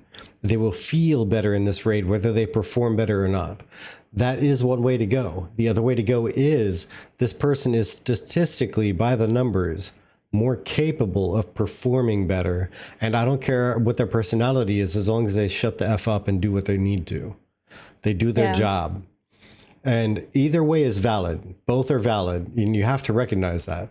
If a raid leader is a person who's going to qualify somebody based on something that you value highly, then you will like them. If they value it on something opposite of what you value highly, block them and never talk to them again ever for the rest of the game. Yeah. And there you go. Move on with your life. But I mean, I've personally, in guilds that I have run, I have personally taken me and select people out of the guild to other groups that have been more like high tier clearing and more hardcore pushing in content, to do our hardcore rating. And then within the guild that I was in and running, I would then run everybody that I felt had a good personality and fit to how we like to behave with one another. And however far we progress, That's it. That's it. That's the only thing that matters. Like, we have fun with the night. We get along, we mesh well, we just have a good time. We enjoy the night. We try to do a raid, and as a group, we celebrate our win as that group. But when it comes to actual progression that I like to push, sorry, like, progression is progression, man. If you can't perform and or you don't have the gear to survive, like, we who do have the gear and skill are going to go to a different group and progress beyond you. We'll come back and help you out because we love you, but that's what we're doing. Yeah. So I jump on both sides of the fence, to be honest, myself. I think it depends on what I'm in the mood for that night. Like, do I want to do mythic pluses, for example, and do like harder core content where like everybody needs to be in tune? Then we need to make sure that everybody is like ready to go. But otherwise, like, I might just be like, let's just go chill. Let's go do a dungeon for fun. Let's go run around and do a raid for fun. Then I'm not like as keyed in, but I can be if I had to be. But I just, no one's personality so amazing that you can put up with 12 wipes and a solved dungeon where each attempt is taking 30 minutes. Very fair, Laya, very fair. Yeah. Patience does run thin sometimes. But I did want to say, with everything that you see on screen, the whole point of Vertec and I doing this whole entire journey through MMORPGs is not because we think World of Warcraft and Final Fantasy XIV are the best and are the end-all be-all. I want you to take that away from here. I think Vertec would probably prefer Guild Wars 2 over Final Fantasy XIV.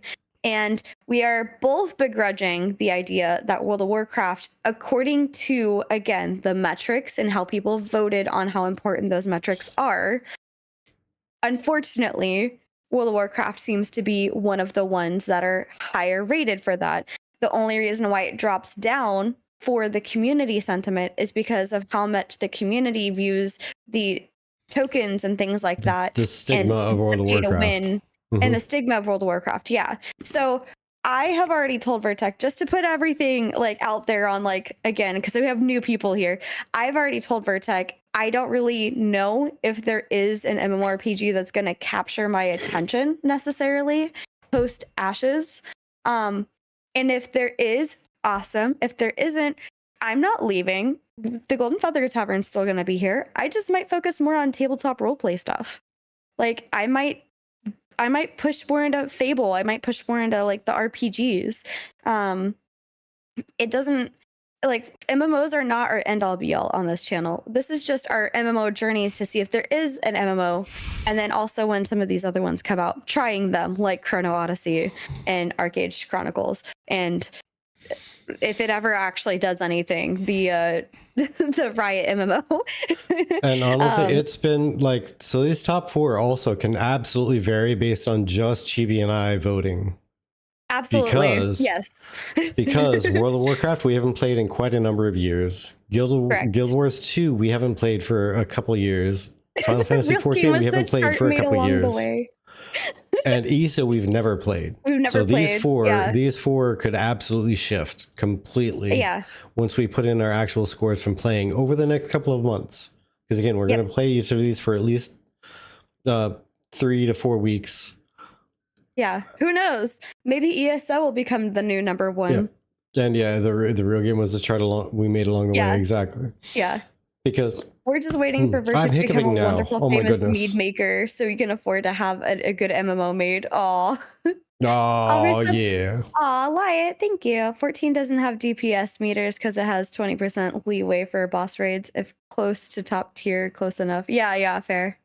But Liat said he would join us in Final Fantasy 14 when we get there. Let's do it. So I'll let you know when we get closer. That would be fantastic. Actually, in any of these, if any of you feel like jumping in any of these right here, and honestly, even Scars of Honor, like, please do feel free. We'll absolutely make like a community raid and fucking run around and do shit together.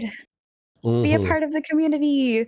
We like, and also like, again, Zero, anybody else who disagrees with us, like, we love this. Don't take Vertec and my like obstinance and being in our thought process as like, I disagree with you and I don't want to hear your viewpoint. No.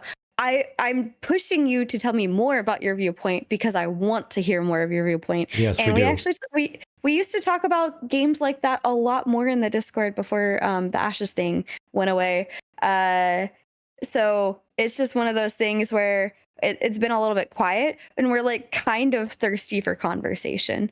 So listen, Laia, I just don't want a dissertation on the pillars of gameplay when I'm making sure that my tiny little quiz for somebody who's getting into a TTRPG for the first time ever in their life makes sense.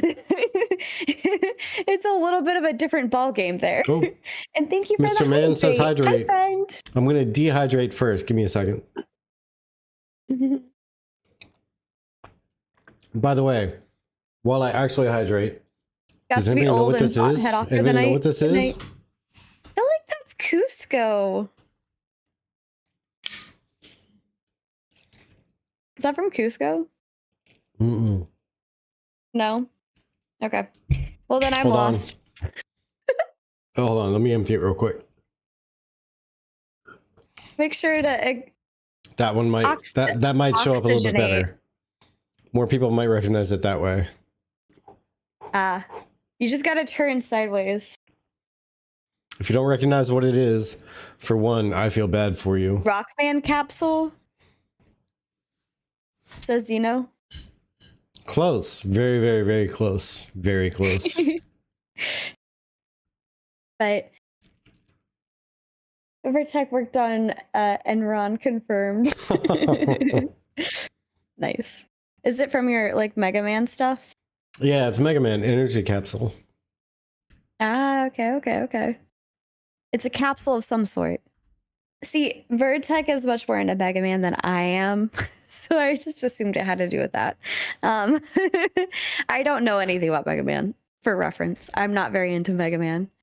But we have our things that we like, and that's okay. I love that. I will say it's 11:30, Vertec.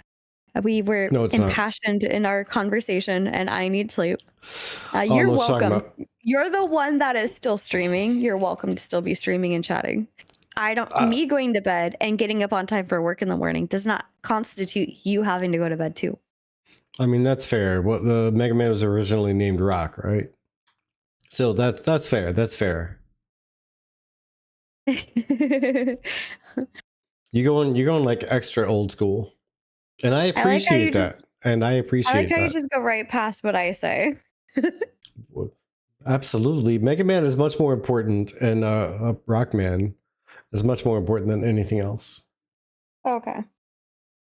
But continue.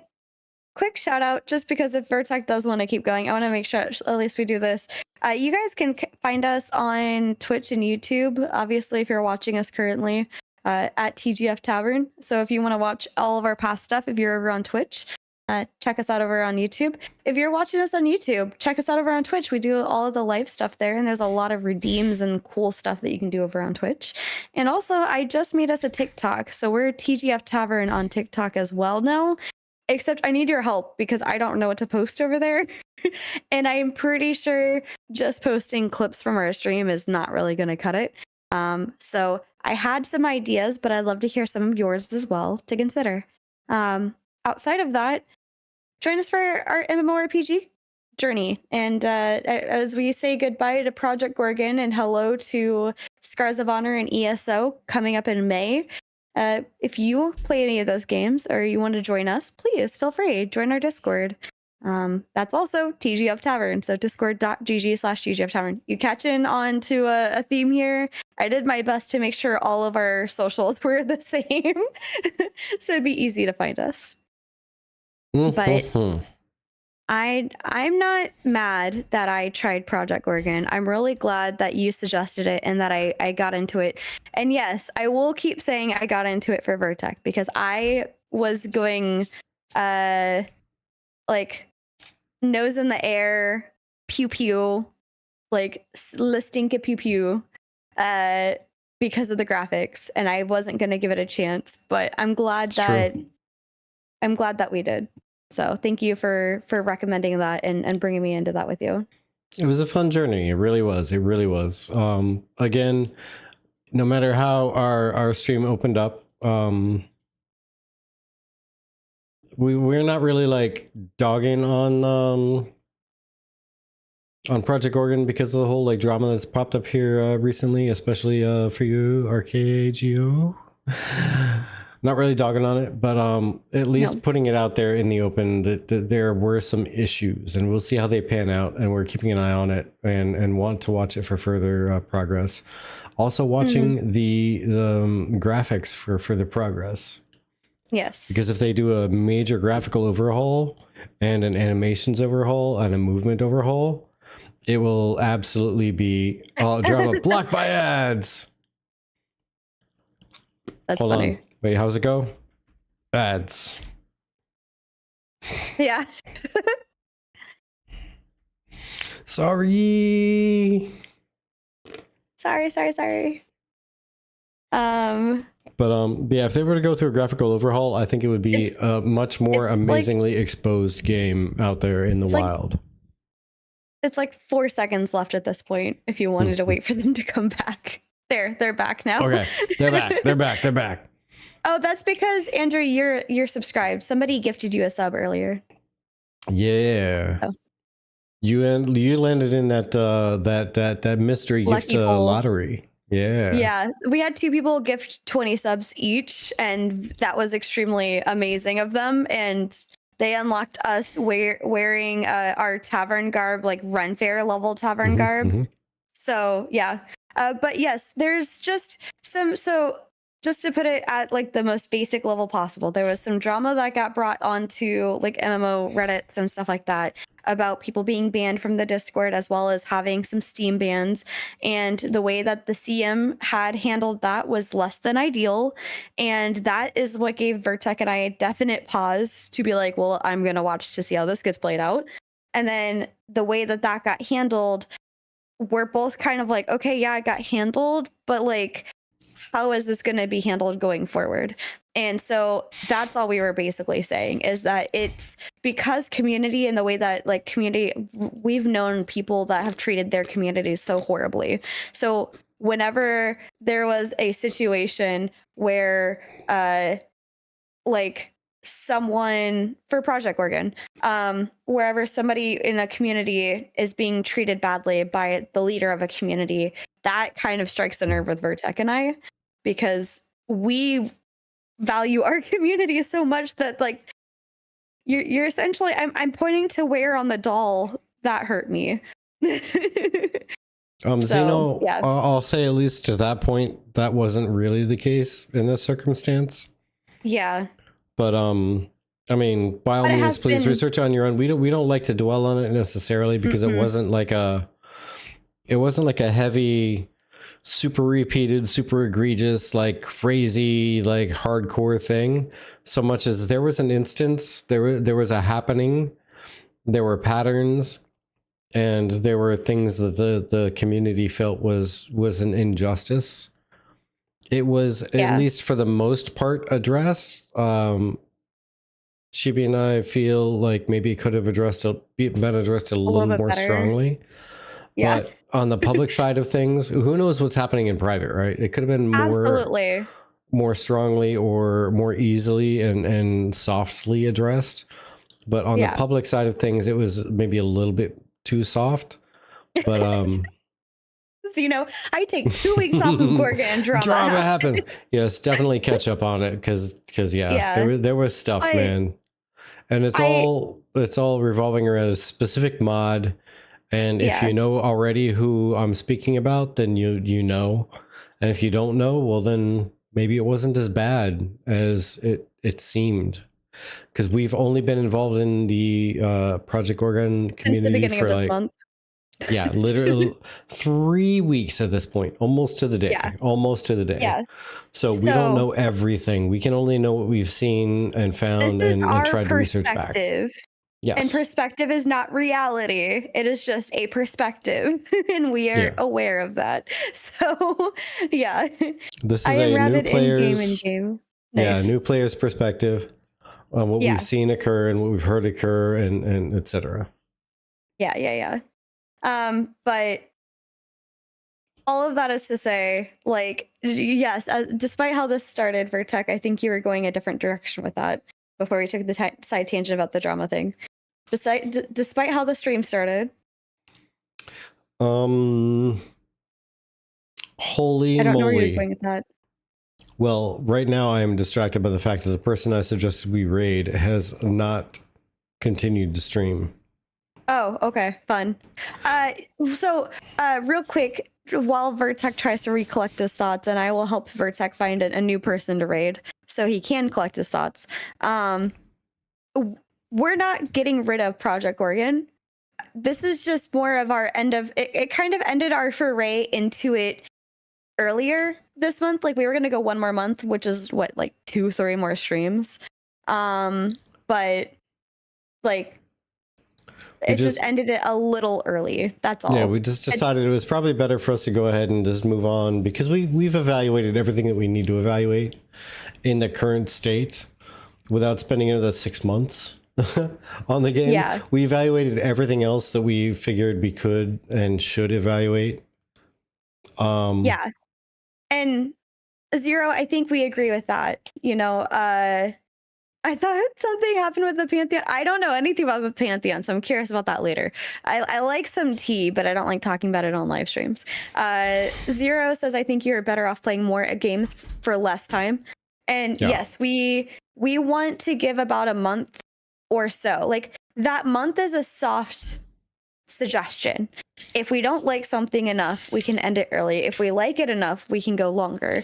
If we've discovered everything we need to discover, and we feel confident that we can rate everything based on the early game view of the rest of the game, then we'll also end it early just to move on faster. Yeah, because let's be honest. I don't know how long it's going to take us to get to end game, and I don't know if we got all that time. A long time. Yeah. So There is so much to do in Project Gorgon. It's insane. There's so much to who knows? Maybe eventually we'll come back and we'll rate stuff based on experiencing endgame stuff in the future. I don't know. You never know what the future's gonna hold, especially when you build a podcast with your now husband that you met in the Discord for the said game, and then that game goes down. So at this point, we're just kind of flying by the seat of our pants. But yeah. Oh, like Pantheon the game. Okay, yeah. No, this was mainly drama specifically for Project Gorgon.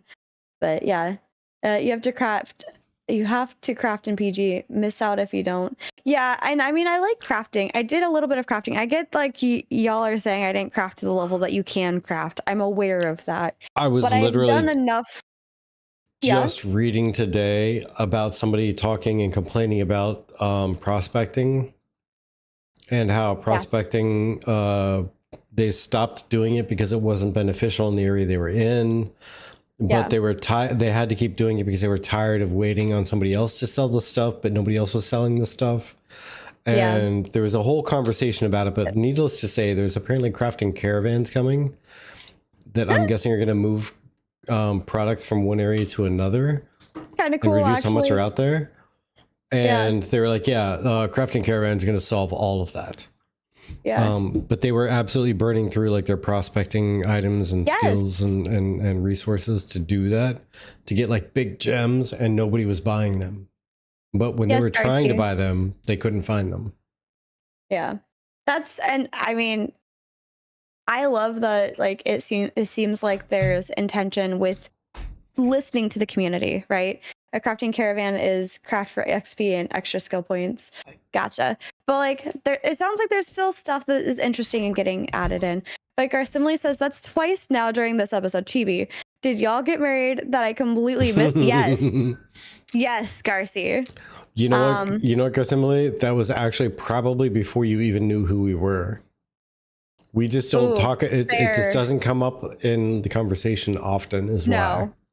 No, but we do kind of give ourselves like we are a gaming couple. I guess that could be like boyfriend, girlfriend, but like, no, it's okay. It's not exactly something that we made super public either. Yeah, we didn't like announce it and do like, oh my gosh, everybody, you need to know this thing. It was in 2020 though. It was literally in the middle of COVID. We went to a notary and got married. Let's do it now. Let's do it now. Yeah, exactly. And I mean, it wasn't even about like COVID necessarily. I knew from our first time being together that I wanted to be with him. So we just happened to be moving from the state where she was living, and I met her physically in that state. And we were like, well, we're moving from this state. Should we just get married before we leave? So we met and got married in the same state? Yeah. Noobtastic says they claimed they were going to PAX a couple weeks ago, but really it was a quick trip to Vegas. Yeah. 6 years late. No worries. Honestly, like I'm that's why we always tell people, like, as much as Vertec and I are centric around Ashes with our origins, right? Just like a phoenix, if I'm going to use their iconography, we also can be reborn. I'm sorry, that's our iconography, okay? We are the Golden Feather Tavern. It was a phoenix feather that the two of us found in a field randomly. Okay. Fun fact, that is actually the lore that we came up with for how we became like the Golden Feather Tavern, is that we both saw a single golden phoenix feather, and that's how we met. And we decided we liked each other enough to continue venturing on, and then eventually created a tavern to also meet other people that we liked. So like a silly anime, we were on different sides of a little clearing, and we both saw it and zeroed in on it and walked there, and we both looked at each other like, is this what I think it is? Yeah, it's what you think it is. Are you sure? Yeah, I'm sure. And we both agreed it's a phoenix feather. Yeah. But and thus the Golden Feather Tavern was born. Yeah. And Noobtastic's like Intrepid's dead, therefore it's all ours. And I mean, it was also just on top of that, like, despite Ashes, I don't even care about, like, let's just throw Ashes out of the window here for a second. I have played games with Vertec from D&D and Pathfinder to World of Warcraft and the Final Fantasy 14, a little bit of Guild Wars 2. Your favorite game before it died for like a hot second, WildStar.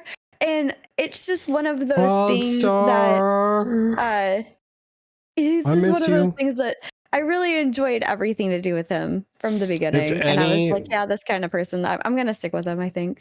If any major production company out there wants to really gain a devoted follower who will do anything, possibly sacrifice, well, for legal reasons I can't go into, but I'd sacrifice a lot, okay? Better not sacrifice me. Not GB. Okay. A lot of other stuff. But we'll leave that on a name. Don't name it. Don't guess it. Yes. Okay. No guessing. Just go ahead and buy the WildStar IP and make it happen again.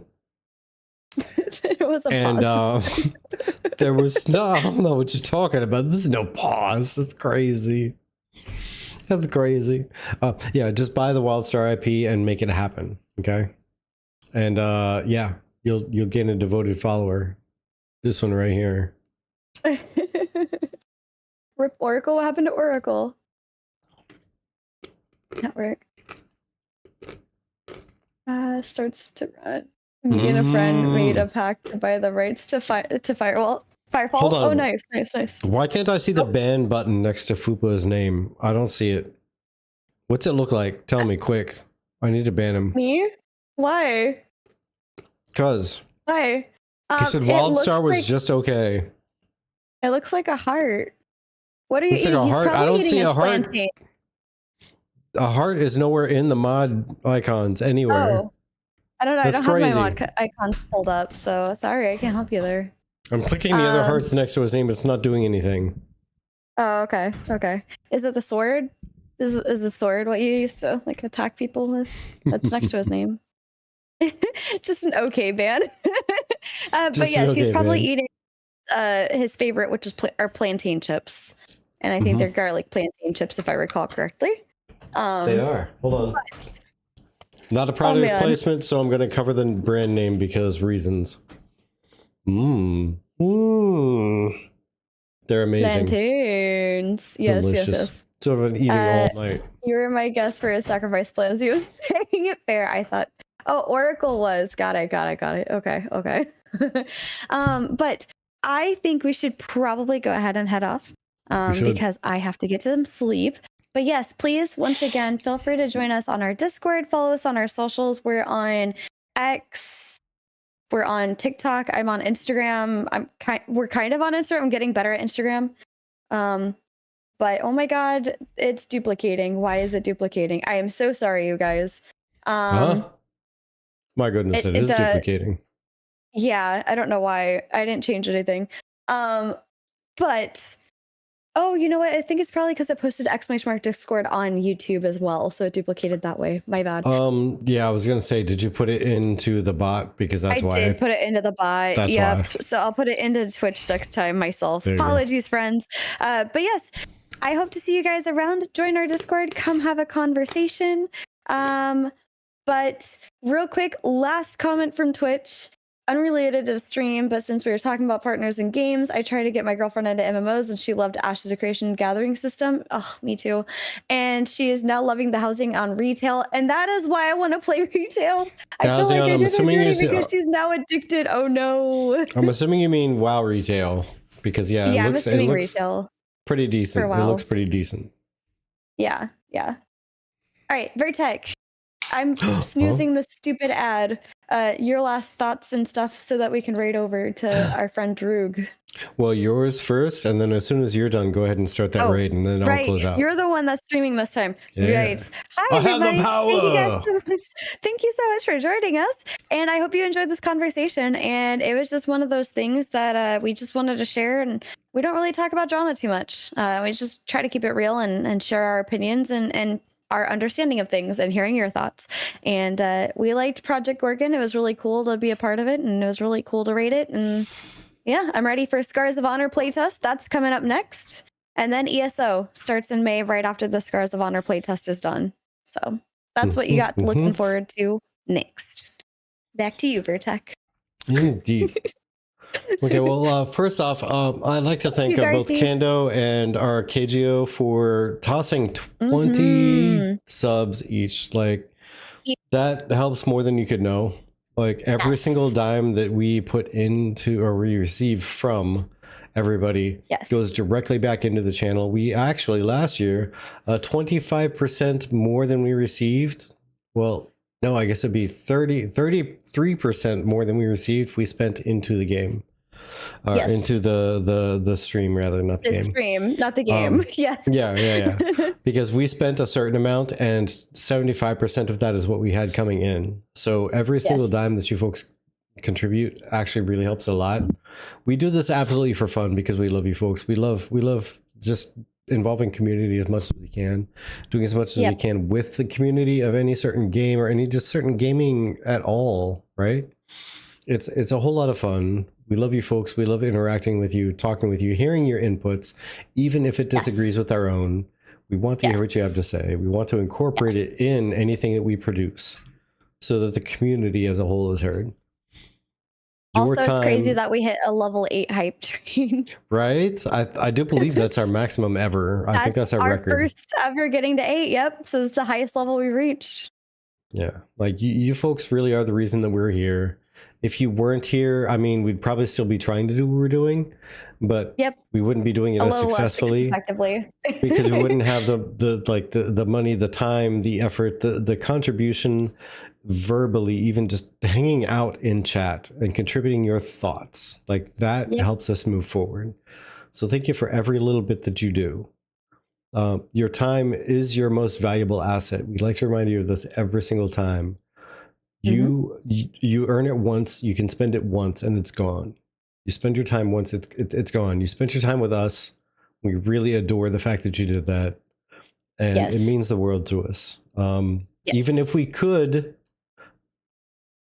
give you a refund, we have a policy that we don't give refunds at the tavern. So even though we can't give you a refund on your time, we wouldn't if we could. But we do appreciate that you spent it here. Yes, and what we can do is give you at least a receipt.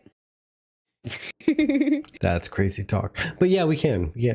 All right, everybody. You have yourselves a great night. Thank you once again, and have yourselves a fantastic day. We'll catch you around next time. And see you on Thursday. Bye.